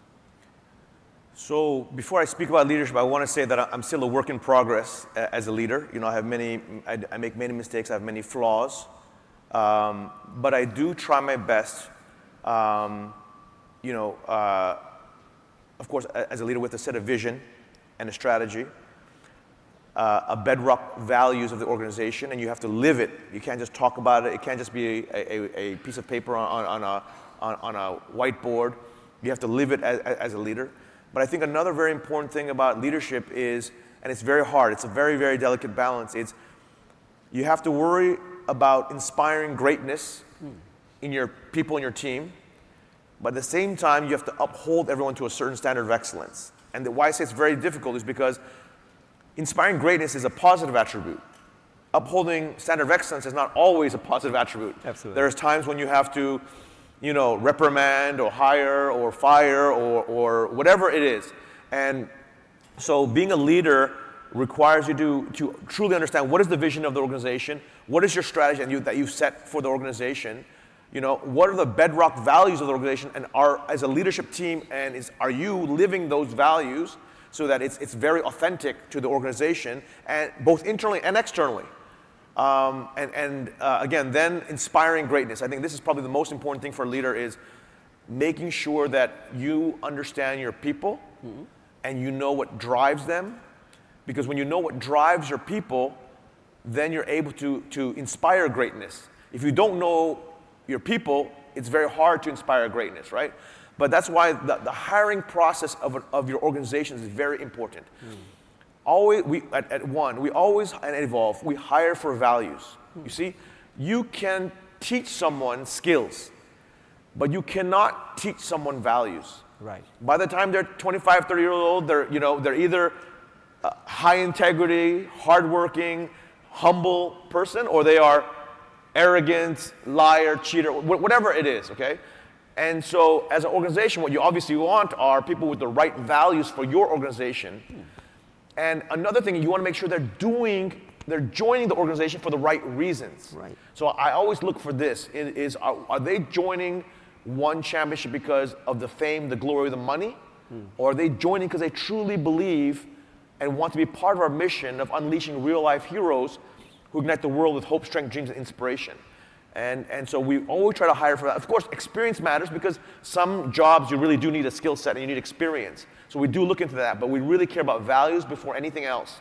And so I think that's very, very important. And how do you ensure that values live in the organization? One is through how you live your life and how you work and your other leaders, but also we tell stories. Right. Every month we have a thing called Be Like Nick Award. And I don't know if you know Nick Vujicic. Nick Vujicic is one of the world's most famous motivational speakers. He was born with no arms and no legs. Right. And he tried to commit suicide when he was 9 years old by drowning himself in the bathtub, in the family bathtub, because he was bullied so much. He had imagine, you know, being born with no arms and no legs and having like no hope. Today he's married a full able-bodied woman and has 3 kids, and he's one of the most successful motivational speakers in the world. Anyways, our award is called Be Like Nick. And you know, it's a small token of a few $100s, but more importantly, we tell stories nominated by the team of individuals who not only exemplify our core values of our organization, but who have done their jobs above and beyond the call of duty, like Nick. You see, when you're born with no arms and no legs, the expectation should be you do nothing with your life because you are severely disadvantaged. But somehow Nick is a world-famous motivational speaker and well-loved public figure and very, very, very successful, multi-millionaire, everything. And has a wife, kids, the most incredible life story. If he can live with passion, live with excellence, and do incredible things with his life, then any one of us should be able to, right? If you're been fortunate enough to be given arms and legs. And so that's how our values as an organization stay alive. It used to be, the award used to be called Be Like Kenny, but we changed it to Be Like Nick a few years ago. Because Nick Vujicic is one of my personal heroes, because again of what he's been through, stories again keep values alive in an organization. Stories attract other corporate to donate. Actually, Roland, the reason why I love you so much and I love Boys Town is your story. I mean, nothing is a better story than you being the leader of Boys Town, having been a Boys Town kid. So when I walk into Boys Town and when I decided to build those 2 dormitories at Boys Town, I looked around, I'm like, here's a leader who lives and breathes it. He's here for the right reasons, and I know that building, supporting this with the right leader, good things are gonna happen. And I'll tell you another story. When I was at Boys Town, and when we were looking at the construction, when it was done, Absolutely. and you give me a tour of it, and I saw a kid, and he was eating by himself in the dorm, and he was eating out of little plastic paper thing, the right? bento sets, Yeah, yeah. bento thing. And he wouldn't eat. He was just sitting there, and he's like, I'd probably like, I don't know, 9 or 10 years old, and I remember very well. And then Roland said, oh, he just arrived a few days ago. He actually comes from a family, and they abuse him. His parents like literally beat the crap out of him every day to the point that he's scared of everything. And at dinner time, he didn't dare to eat because he would get beaten up by his parents for eating. So he's so scared, and you know, the generosity of boys, here's the food, here, eat. And he's so scared, and he's just sitting there, and I'm like thinking, my gosh, like, this is what Roland and his team deal with every day. And I can't believe that you would hate your child so much. And I remember you told me that they had 5 kids, and he was the youngest kid, and you know, his parents, I guess, are struggling in having a difficult life, but still letting it out on this kid. And I sit there, and I'm like, it just, you know, but again, I know that Boys Town Home is in good hands with Roland because of his life story. So that's why I became, you know, I mean, but many years ago I came to Boys Town Home, but that's not the point. The point is that this story happened, I think, maybe 6, 7 years ago, I can't remember, right? But, so, you know, authenticity as a leader is very, very important. Why are you doing something? And why is your team doing what they're doing? If people are joining your organization because they just want to have an easy life, they don't really believe in Children's Cancer Foundation, they don't really believe in Minds, they don't really believe in, you know, Boys Town Home, then you're just creating an organization that, like, everyone's collecting a paycheck, but no one's there to change the world. No one there is transforming lives. No one believes in what they're doing. And when you really believe, and you have a team that believes in what they're doing, you can move mountains. Absolutely. So it's very important the hiring process matches the values, but the reason why they're joining, it matches with mission. And then, of course, then as a leader, your job is to inspire greatness. Yes. And for sure, with the kids, you know, the Boys Town Home kids, you inspire greatness because you walk around and like, I was you. Once upon a time, little Roland was you. If I can make it, then you can too. So this is something that is universal. Thank you. For every leader. Yeah. Thank you so much for sharing their stories. And indeed, the boys have transformed. He's no longer just a boy's fearful, but today he's one of our, I would say, youth leader. His life has transformed because we gave him an opportunity, you gave him an opportunity, and many of us here gave them an opportunity greatly. We learn about leadership from you. We learn about your personal value. We hear your passion.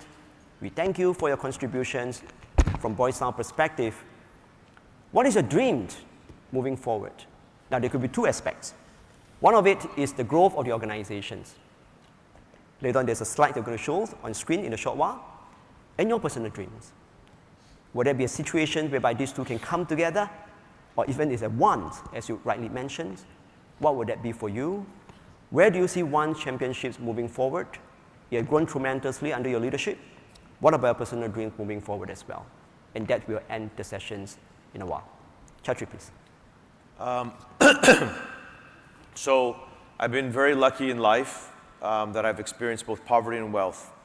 And I determined a long time ago that I would not live by society's standards of what success means. So for me, success is, again, the love I share with my loved ones and the impact I make on the world, and I don't care about anything else. I have 1 car, a Toyota, and I have 1 watch, a G-Shock watch. I don't like material things. I don't spend anything. I travel all over the world because One Champion is growing all over the world. And when I see us making an impact on the boys' towns in every country, by the way, it's not just Singapore. So Singapore is boys' town, but all of the countries we help different organizations. And of course, Global Citizen on a global scale, trying to end extreme poverty. I feel that today is still only day 1. It's the first day of my life. I've done nothing, and I have a lifetime of loving, hopefully being loved, making a big impact, changing people's lives. And this is what I do every day. And it's not about the accolades, it's not about anything external. For me, success is intrinsic. It's what's in my heart. And so what is my dream? This is my dream. I'm living my dream. And I cannot believe that as a lifelong martial artist, I get to celebrate these incredible heroes their wonderful family values, tell their stories to the whole world, and then see so many stories like the little boy who came up to me, the young boy who came up with, the cancer, the stage 4 cancer survivor, going to Boys Town Home on a regular basis, seeing, kids in difficult situations, and knowing that somehow through my companies, I'm helping in a small way people's lives. And that for me is my dream. So again, I never could have imagined when I was dirt poor that I would be sitting here today. I'm living the life of my dreams. This is everything I've ever wanted in my life. And again, but I still feel like it's just the beginning as I go country to country around the world, pushing forward our mission at One. Wonderful. Audience, it's a privilege to be here today with all of you, because all of you are the unsung heroes we commonly call ourselves. But there are also people who are there doing the hard work, and we have yet to show our appreciations along the way. And perhaps it's a good time for us to recognize them as heroes as well. Our social workers, our youth workers, our therapists. They are not here today listening to us, but perhaps they are also the heroes that we transformed their life before they transform other people's life as well. I summarize our sessions today with Chatri. Leadership becomes part and parcel of a cornerstone in organizational transformations, people transformations. I thank you for your personal leadership globally as well as in the land of Singapore. Secondly, corporates has an opportunity to work with social service agency, and likewise, we get to compel our story, to influence them in terms of their support continuously. Thirdly, we all are living our dream. There is not a dream of tomorrow, it's a dream of today, of life transformation. Can I present to you Chatri? Thank you, thank you, thank you. Thank you, Chatri. Thank you, thank you. Thank you so much. Thank you so much. Thank you.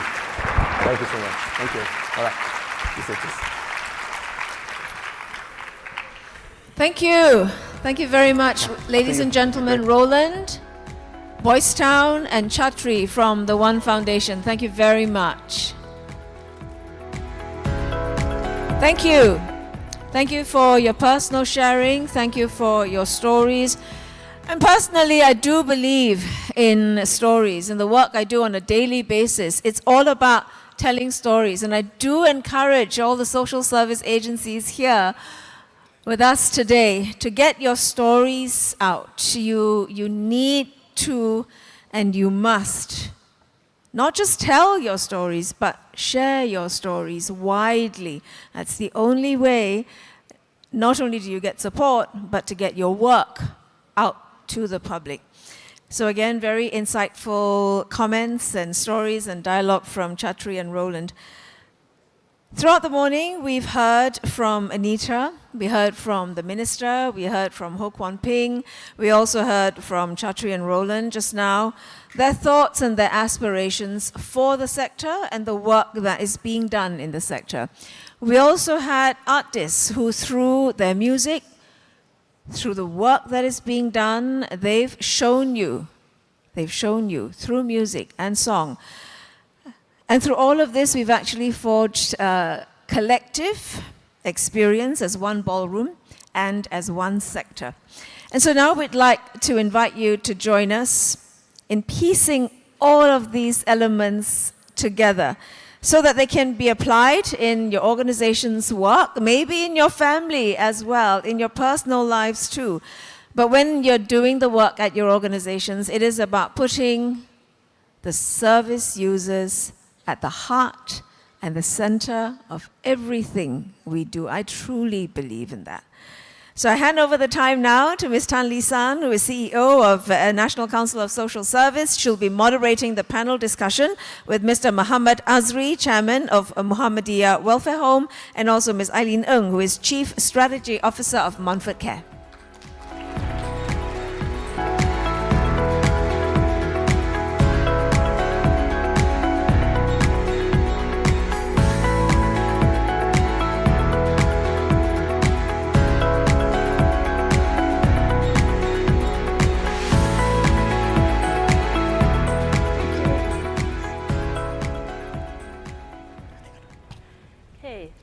Can you hear me? Okay, great, wonderful. Thank you very much, Susan, and a very good morning to everybody. I think you'll agree with me that it's been a wonderful, inspiring sharings that we heard all morning. In this segment, I'm actually really happy to have with me on stage Mr. Muhammad Azri, Chairman of Muhammadiyah Welfare Home, and Ms. Annie Ng, Chief Strategy Officer from Montfort Care. And I think what we would like to do in this segment is really to hear voices from the sector, hear your reflections on all the insights and learnings that we heard this morning. So perhaps we can start by I think reflecting on what Chatri shared with us, how he shared many stories about how people overcame poverty. He talked about how he himself came from a dirt poor background and really became the success that he is today, grew one championship. I think we'd love to hear more from you about the work that you do in your organizations and how you, in the words of Chatri, unleash the real life superheroes. Perhaps we can start with Annie. Thank you very much, Lisa. In fact, I think the stories were really inspiring and there were really so many points from all our speakers this morning. I never felt so good being in this sector because having been involved as a volunteer on the board and now as a full-time member leadership team in Montfort Care, I think this is really represent the best time for the social service agency and the sector as a whole. So let me put it into context. What does that mean on the ground for us? So Montfort Care, we are guided by our purpose, those whom the world rejects must move you the most. Specifically, we support families facing transitional challenges, right? Uplifting them and empowering them back into the community. Specifically, we run a child protection specialist center, and I'm really very touched by what Chatri shared just now, where children face violence and abuse. Despite the fact that Montfort Care has been providing these services for the last 10 years, handling 2,000 over cases. But each day, when our frontline social workers, counselors, therapists face these children who could be as young as 4 months old to the teens at 18 months, seeing how they have to fight their way, thrive, amidst all the violence that they face, it's still a very, very heart-wrenching type of work for us. And most times it will still bring our workers to tears.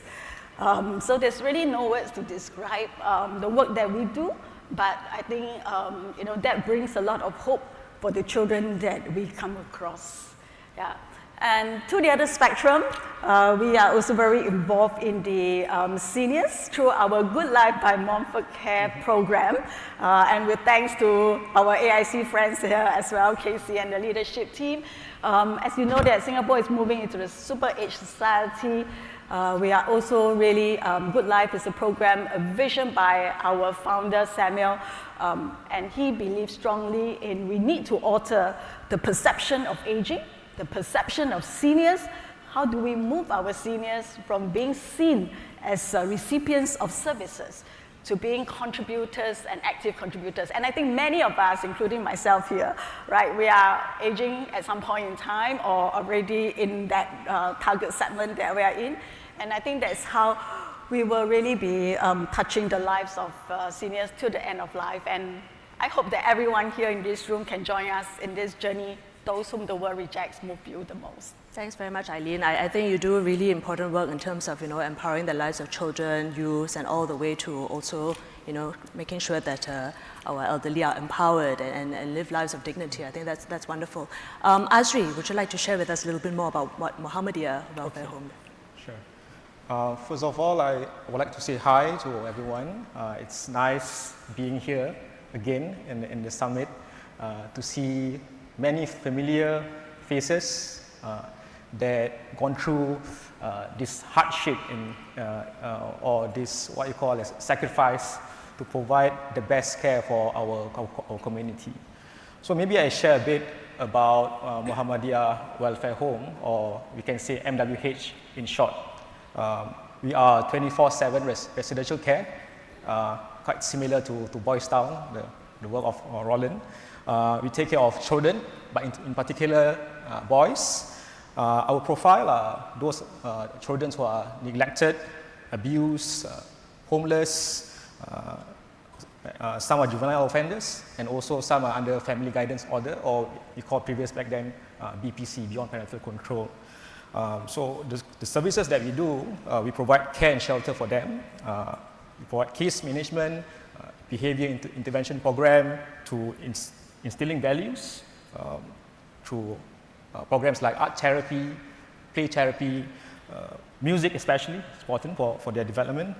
And we facilitate their educational needs. We ensure that they attend and excel in schools. And one of our important work is family reunification.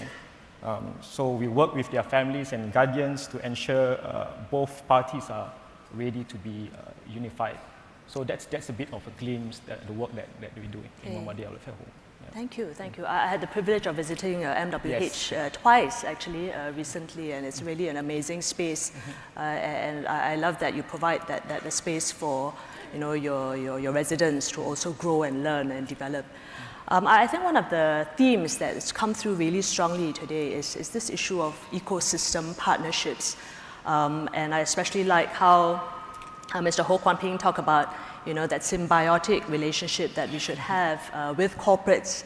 We should have a collaborative, structured relationship as opposed to a transactional one.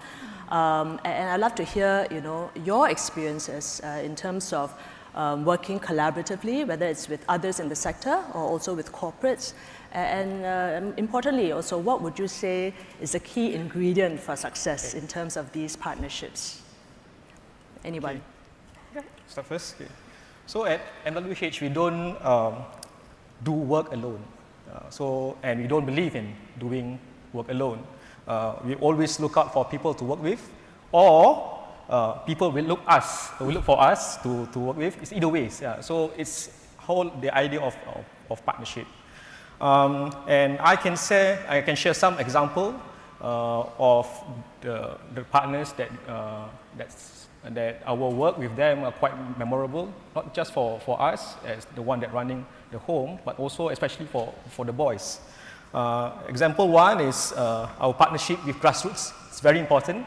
The partners with Grassroots, especially in specific people association. We always have a strong partnership with them, and they will be the first one knocking on our doors. Especially when you just move into our new space in Pasir Ris. It's actually a very nice place. Lisan has been there. It's like a very therapeutic beach view. You won't get that. It's very premium.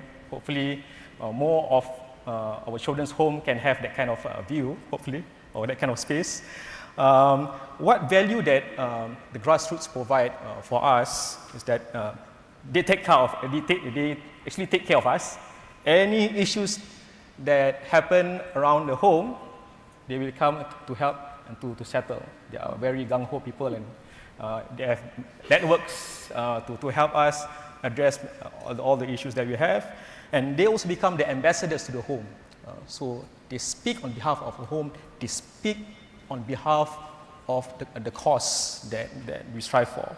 And especially during the recent one, when we moved to Pasir Ris, they provide assurance to the neighborhood residents amid concern about us being there. So they help us to calm down the residents. It's just a home doing good for the betterment of the boys and for the betterment of the community.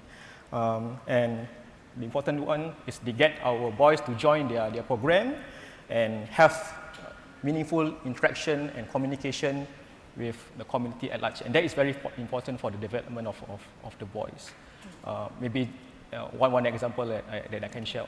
Thank you. Eileen. So maybe as Ashri shared how MWH has benefited from his supporters, perhaps I can share another example recently where a few of our social service agencies got together for the first time, and that is the CSFS space, the Community Sports and Facilities Scheme, facilitated by NCSS, where the 4 social service agencies, Fei Yue, Yong En, Sheng Hong, and ourselves get together to really think through and collaborate how do we operate our service delivery for caregivers as the target market segment. And this is really quite a difference, right? Traditionally, when this space are offered to social service agency, every one of us just move into the space. At best, we share the meeting rooms and we share the activity room. But I think for the first time in the sector, we have 4 agencies coming together. And first, in order for this to succeed, the first point is every one of us needs to agree that we'll abandon our individual identity as the first step. Well, we don't abandon, what we believe in, but, coming together, right? How are we going to work together with a very clear purpose that we are here to serve the caregivers and the clients that we define? And that is really not easy for every one of us who comes from different background, different stage of development, and guided by different purpose. But I think what was really very heartwarming was that the 4 agencies are really very cooperative. First, everyone agrees that we should abandon our individual name and agree to operate under one name, and supported by ancestors as well. And I think that was really a very first powerful start. Secondly, when working together, right, there were things like very practical matters, right? How do you split the rent? How do you split your space? I want closed office, someone wants the filing cabinets, And how do we address these differences and similarities without each one of us fighting to say, hey, we must have equal rights? And I thought that was really a very new way of working together, as 4 SSAs, as one. And thirdly, we do also then recognize that there will be things that we disagree upon, and we're quite upfront about it. Who plays the lead role, who plays, the supporting roles, and every one of us play a role in this collaboration together. And this project, which is going to be at Chinatown Point, is not only just going to be for the benefit of this 4 SSA, because as an extension of that, the space that the 4 SSA are taking the lead to operate this space would also require that we, engage and embrace all our other social service agencies across the sector to be able to come in and use this space. It's just that we are placed ahead in the game to pilot and get things together and get the place started. So I think this is really one of the very good projects. Yeah, thank you, Eileen. I mean, you talk about abandoning your own name, but I think what's important is, when you retain your spirit and your values and the strengths, really, that each of you bring to the table. So we're very happy actually to partner with Montfort Care on this particular CSFS space in Chinatown Point. It is indeed, as you say, Eileen, a very different model of working. Previously, we would just tender out the space to maybe the highest bidder, but now really it's about co-creation with the sector, with SSAs, and really putting service users at the center of what we do. Maybe we can also talk a little bit more about our partnership with corporates. I believe that both of you in the different initiatives and work that you do have opportunities to work with corporates. And I think the audience would be keen to hear from you what challenges you face when you work with corporates, but also what opportunities, what are the opportunities and wins, the win-win for both sides that you discovered. Okay. We have a recent partnership that we have with a corporate partner. We have regular partnership with our corporate partners, but this one is quite very, very recent. This recent one, we work with a company called, an MNC called Cushman & Wakefield. I think you're somehow familiar. They provide what you call facility services for home and for buildings. They are considered our vendor turned partner. So that's quite an interesting relationship that we have with them. So a few months ago, so we have many events and many programs with CNW, but this one that happened quite a few months ago are quite memorable, especially for our boys. They have this event where they auction our boys' art pieces to raise fund for the home. And I'm going straight away to the specific. So one of our boys saw his art piece being sold at the price of $1,000, $1,600. So to see the work that he put in what you call his in the gallery, and to gain that sum of price coming out of the work is truly a motivating moment for him. So it was quite a nice journey with CNW. But come back to your question, or maybe your idea about what actually gone through during this moment of establishing partnership with corporate partners especially. So it's not really an easy thing. It's more or less, I can say, to be honest, sometimes it's quite painful. Yeah, because it requires two organizations with their own values, with their own principles, aspirations, their own goals, objectives, and expectations, and the important one, working culture, because you are combining two entities together with their different working culture, and wants to work for a certain objective, one objective that they have set. So I can say it's like marriage, yeah, marriage. Okay, saying about marriage, I'm not just a young boy talking about marriage, and I'm not single. I have been married for near a decade. I have 3 boys, you know, and you have 3 boys. You can imagine what kind of partnership that I have with my wife. So yeah, so it's like marriage. It's either it can either work or possibly can't work. But if the partnership became successful, then it can become the most beautiful thing ever, and it's just like marriage. And so I believe partnership is a need to create beautiful things, just like marriage. And also, just like marriage, it's about a matter of choosing the right partner. Yeah. Thank you. So indeed, I think we can all identify with that there's pain in marriage and partnerships, but if it works out and if we all work at it, it can really be a beautiful thing. Eileen? Yeah. So yeah, I definitely agree with Estrie, right? So when we always talk about partnership, the first part is like really the courtship, right? You are very excited, you think you can 1 + 1 = 3 or 1 + 1 = 10. And being social service agencies, right? We all go in with our passion, and then we expect the corporate to share our passion. And I think that is always the first recipe for disaster, right? You don't impose your passion onto others to begin with, right?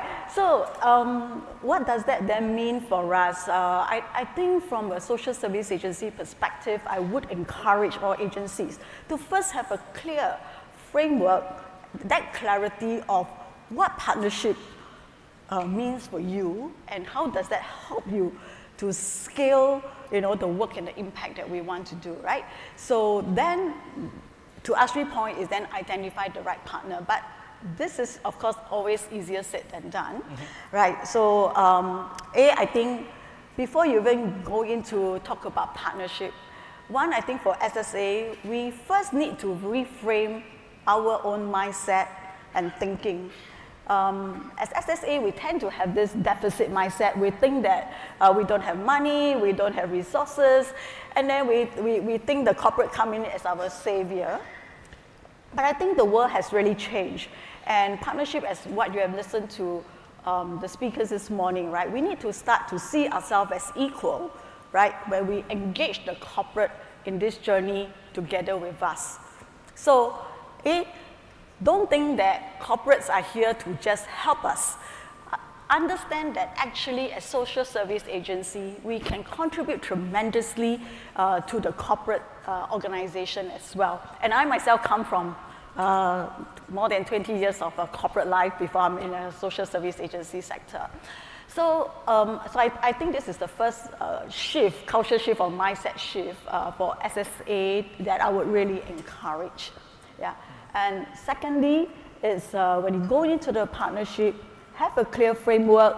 Your legal contract, it is important, especially if the partnership is, you know, not just your everyday activity support type of work, Just as you enter a partnership, you must be clear how you're going to exit the partnership when it works or when there should be an exit point. Just like any merger and acquisition kind of concept, right? You know when to go in, you know how to come out of it as well.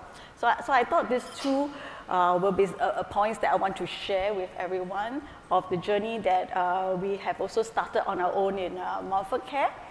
We have a collaboration model that we push all our leaders to always think of how to bring corporates into the programs that we do. Specifically, maybe I can share one example. We built a community kitchen for our seniors, and our aspiration is we want it to be a beautifully designed and constructed kitchen, right? But that costs a lot of money. So we actually partner with DP Architect, right? The CEO is actually a Marine Parade boy, and we built this kitchen in Marine Parade. So first of all, he has a vested interest, right, in the place that he grew up in. And through DP Architect, right, we tap on, of course, their architecture expertise to help us to construct the space together. We leverage on them. But I think what is even more interesting is that unknowingly, we give them, the young architects, the opportunity to design and create something meaningful for our clients and the community as well. And this contributes to their professional development and definitely to the branding and positioning of the DPA as a firm as well. So what I really want to do is to encourage all of us, right, to shift our mindset from one of deficit thinking to seeing ourselves as asset-based when we work together with corporates. And for the corporate sitting in this room, when you work with the SSA, please do not impose too much technical measurements because that will scare our people off. Yes. I was just laughing this morning. I say, my colleagues will say that I want this 3,000 square feet of space, and then our funding agency will be asking, okay, so how many people are you going to benefit? And for social workers like us, we're like, oh my God, how can you ask us such a question? We're talking about lives. And then you're asking me how many people is going to walk to the door. Give me the space, then you come and talk to me about numbers. So that's for you on the ground. Thank you. That's a wonderful example of how a collaboration, I think, benefits not just the SSA, but really also the corporate partner as well. And again, I also had the privilege of visiting that wonderful cafe. I hope some of you get a chance to visit. I love that it's also called 独一无二, which means exceptional. And it's a play on 52 because this cafe is at Block 52, so it's a lovely space. Maybe let's move on now to talk about also, what we heard from our speakers this morning, the important role of leadership, right? Of leaders and values.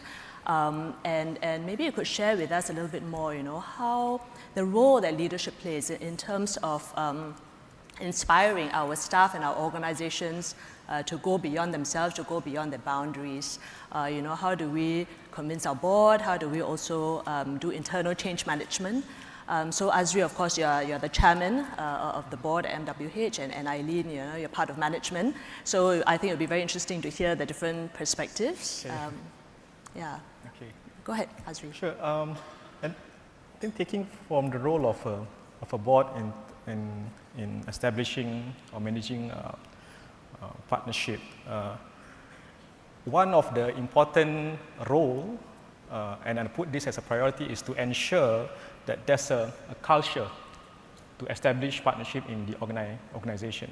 There's every level in the organization embrace this idea of having a partnership. And also, as a board, is for us to, as much as possible, to facilitate the partnership matching due to maybe the network or the context that they can bring in, and include partnership in our strategic or our master plan. I think that is very, very important. So the idea of partnership will be much more purposeful rather than just one-off, one CSR, one corporate partner want to do a CSR. We have a space, we have time, just provide to them. But the idea is making sure that it has actually impact and relate to the service and to to the cause that we are doing. And also for board, not to force partnership. And this is very important because it has to be because there's a lot of work going on in partnership because we are doing a lot of matching of values and everything in circulation. So when you force and the idea doesn't go, especially to the CEO, so it won't come out nice and come out purposeful. So that's one thing. And maybe to understand the situation at the ground and and the preparedness of the management to go into the partnership, and also back to the idea of the need of having that particular partnership.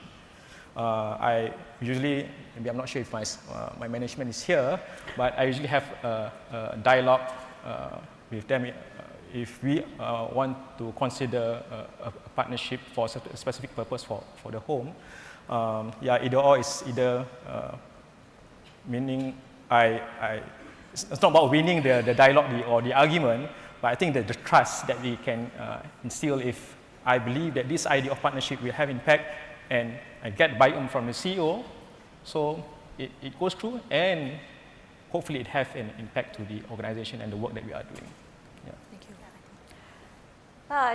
I think one of the struggles for many SSA is always about being able to bring their ideas to the board, right?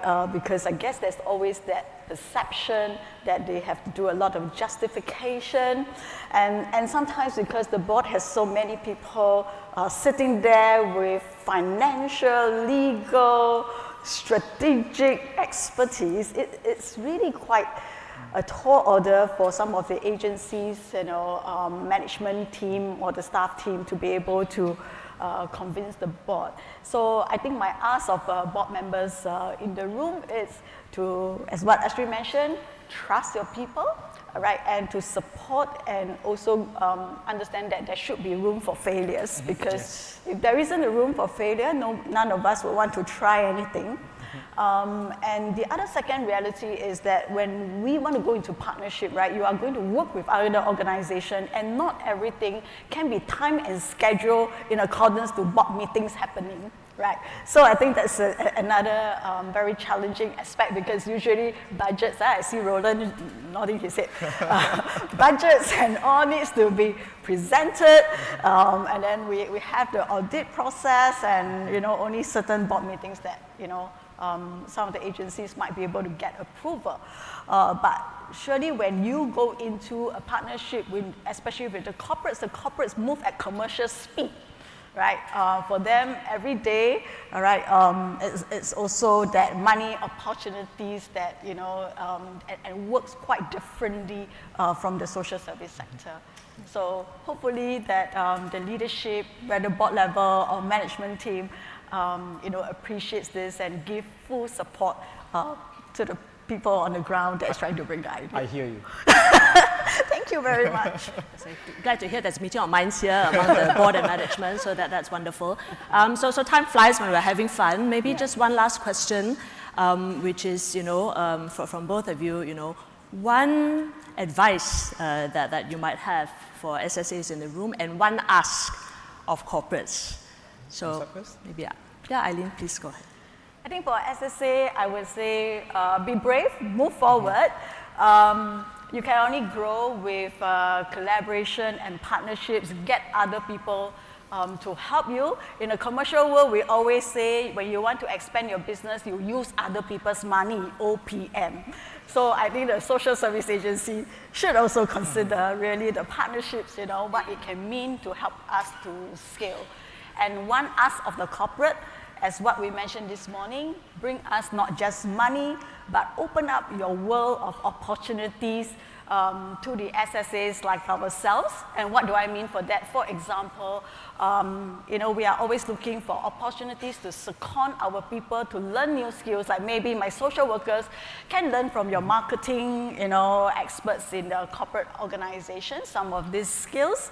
I think that would be very useful for us. And specifically for Montfort Care, we are looking for a lot of help in our digital transformation, and hopefully someone out here in the room in the corporate organizations will lend us your Chief Digital Officer.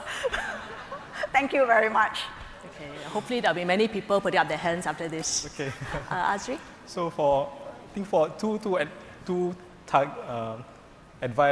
targeted group, one for the SSAs, my friend in SSAs, I believe we have to embrace the idea of partnership. It's just not about a talk in town. It's not just about the idea that come top down. I think it has become a need, or to the extent an urgent need, without even us realizing it. Because through partnership, it will maximize the true potential of the organization, and surely it will save us a lot of resources, and surely no one else will benefit except for our service users. I think that's for SSAs, and for our corporate partners. I really hope that corporate can arrive to the level where your participation in the social service will not just be a touch base or just to fulfill KPIs. I have to be honest here.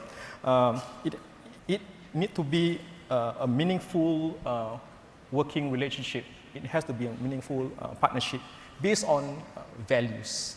And that is why we see a need for partnership within two organizations or even more coming from different sectors to come in to add value for the benefit of our service users.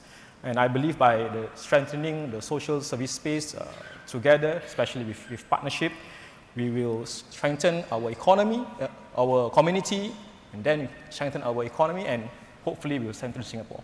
Thank you very much. I think everything that you said reinforces also what Mr. Ho Kwon Ping was saying this morning about how we shouldn't treat our relationship with corporates as a transactional one, but really as a deep collaborative one where both sides understand each other better.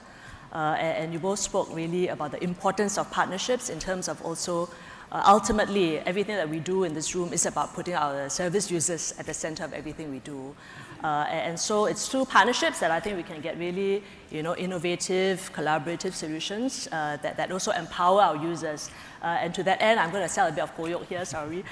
We have a 4ST Partnership Fund, which was of course launched earlier this year.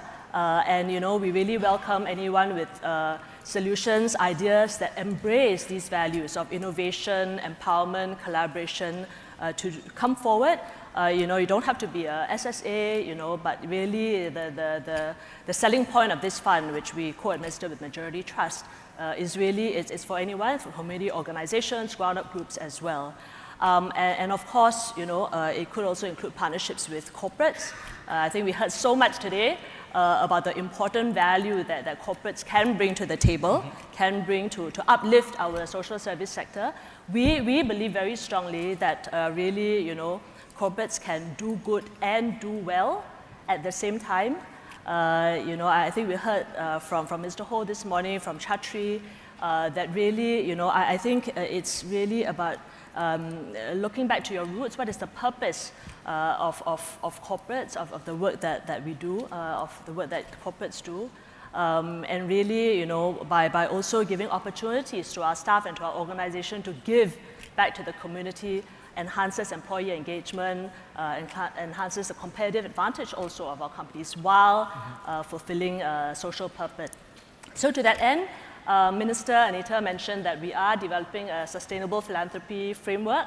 So this is something that NCSS is working very closely together with NVPC on, together with many other partners, including RAISE, SG Cares, MSF. And the idea really is to help articulate the S in ESG and also provide metrics for companies to measure, to monitor, to benchmark against others we know that corporates are at different stages of the philanthropy journey. So really, we hope to come up with a playbook to wherever you are on that philanthropy journey to be able to broaden and deepen your contribution and make an impact to the sector. So actually, really, it leaves me now to thank everyone for being here with us today. This year we celebrate our 20th anniversary of Social Service Institute. You know, at the heart of everything that we do is the social service professionals.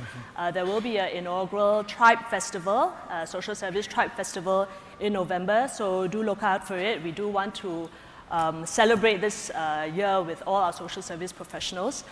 Also marking the 40th anniversary of Community Chest. Anita mentioned that this was first launched by then Senior Minister Tharman in the Seeds of Sustainable Philanthropy event earlier in the year. We have a Heartstrings Walk coming up in August, and also our ComChest TV show in September. So please look out for it. We really look forward to seeing you there. So with that, really leaves me to thank the both of you, Eileen, Azri, for joining us on this panel, and really everyone here for your strong partnership over the years, and thank you very much for being here at the summit. Thank you. Thank you. Thank you very much, Lisan, Eileen, and Azri. Certainly a very robust discussion, lots of insights, lots of information, lots of things to bring home and back to the workplace to do. Thank you all very much. And so, you know, I would like to also say a very special thanks to two people who've been working very quietly and very diligently behind the scenes. Our two sign interpreters, Rashida and Jonathan. Thank you.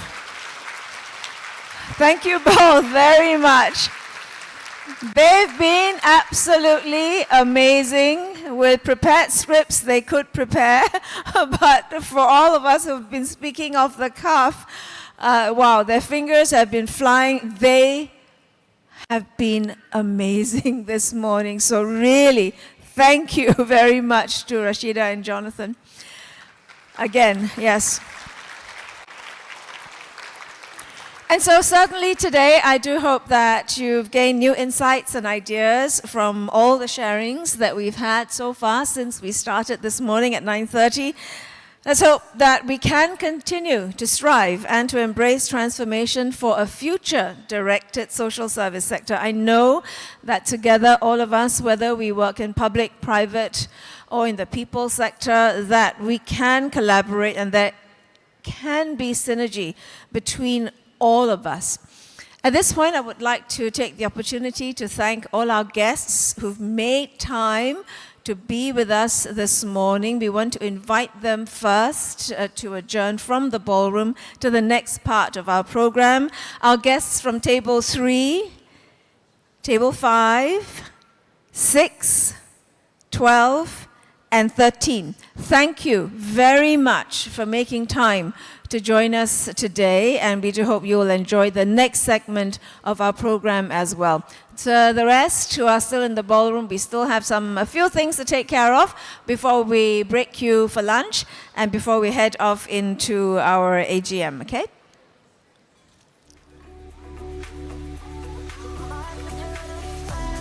So our guests leave the ballroom. There is the Transformation Marketplace that's taking place next door at the Canning Ballroom, and there's also lunch. For those of you who will be attending the NCSS AGM, the annual general meeting later, just a few things for you to note. If you have already registered as the official representative of your agency, do check. You see the pictures up on the screens all around you. Do check your badges to ensure you see a 6-digit alphanumeric number printed on it. If you don't, please do approach the help desk located outside the ballroom near the registration kiosks where you were this morning. Do also note you do not need to re-register. If you have already registered and you've already collected your badge and you see all the relevant information that should be printed on it, okay? The Transformation Marketplace takes place next door. It is open until 5 o'clock this evening. If you don't have time to go, you can come back tomorrow because the ballroom and the marketplace will be open tomorrow between 9 a.m. and 5 p.m. You can bring your colleagues, You can bring your staff. You can also bring your friends to attend and visit at the Transformation Marketplace. Registration can be done on the spot before you enter the Canning Ballroom. Okay, so are the maps up there on the screen, by the way, yeah? This is what is in the Canning Ballroom and what's available at the Marketplace. All right, you've been a fabulous audience. I know you're very hungry, but your feedback is important to us. Like your call is important to us. But we won't keep you on hold. Please just scan the QR code that you see on the screen. Please give us your feedback because it is valuable. It would help us plan the next Social Service Summit, and also it will give us an opportunity to know what we can do better so that we can give you a better summit next year, all right? So it takes only a few minutes to complete. QR code, just scan it on your phone, take a couple of minutes to do that. When you've completed the survey, just show it to any of our NCSS staff members. The team is very kind. They prepared some cookies to give you. Just need to show them you've completed the survey, okay? All right, thank you. I know you're hungry, and this is where you can all go have your lunch. You can bring the food in here to the ballroom to continue your chat. You have a couple of hours to have your lunch and to extend your network. Once again, from all of us, the organizing team, we thank you very much for joining us at this morning's summit. And I think a big round of applause, please, to the team at the National Council of Social Service as well for putting together yet another fabulous summit. Thank you. Thank you all very much. Enjoy lunch.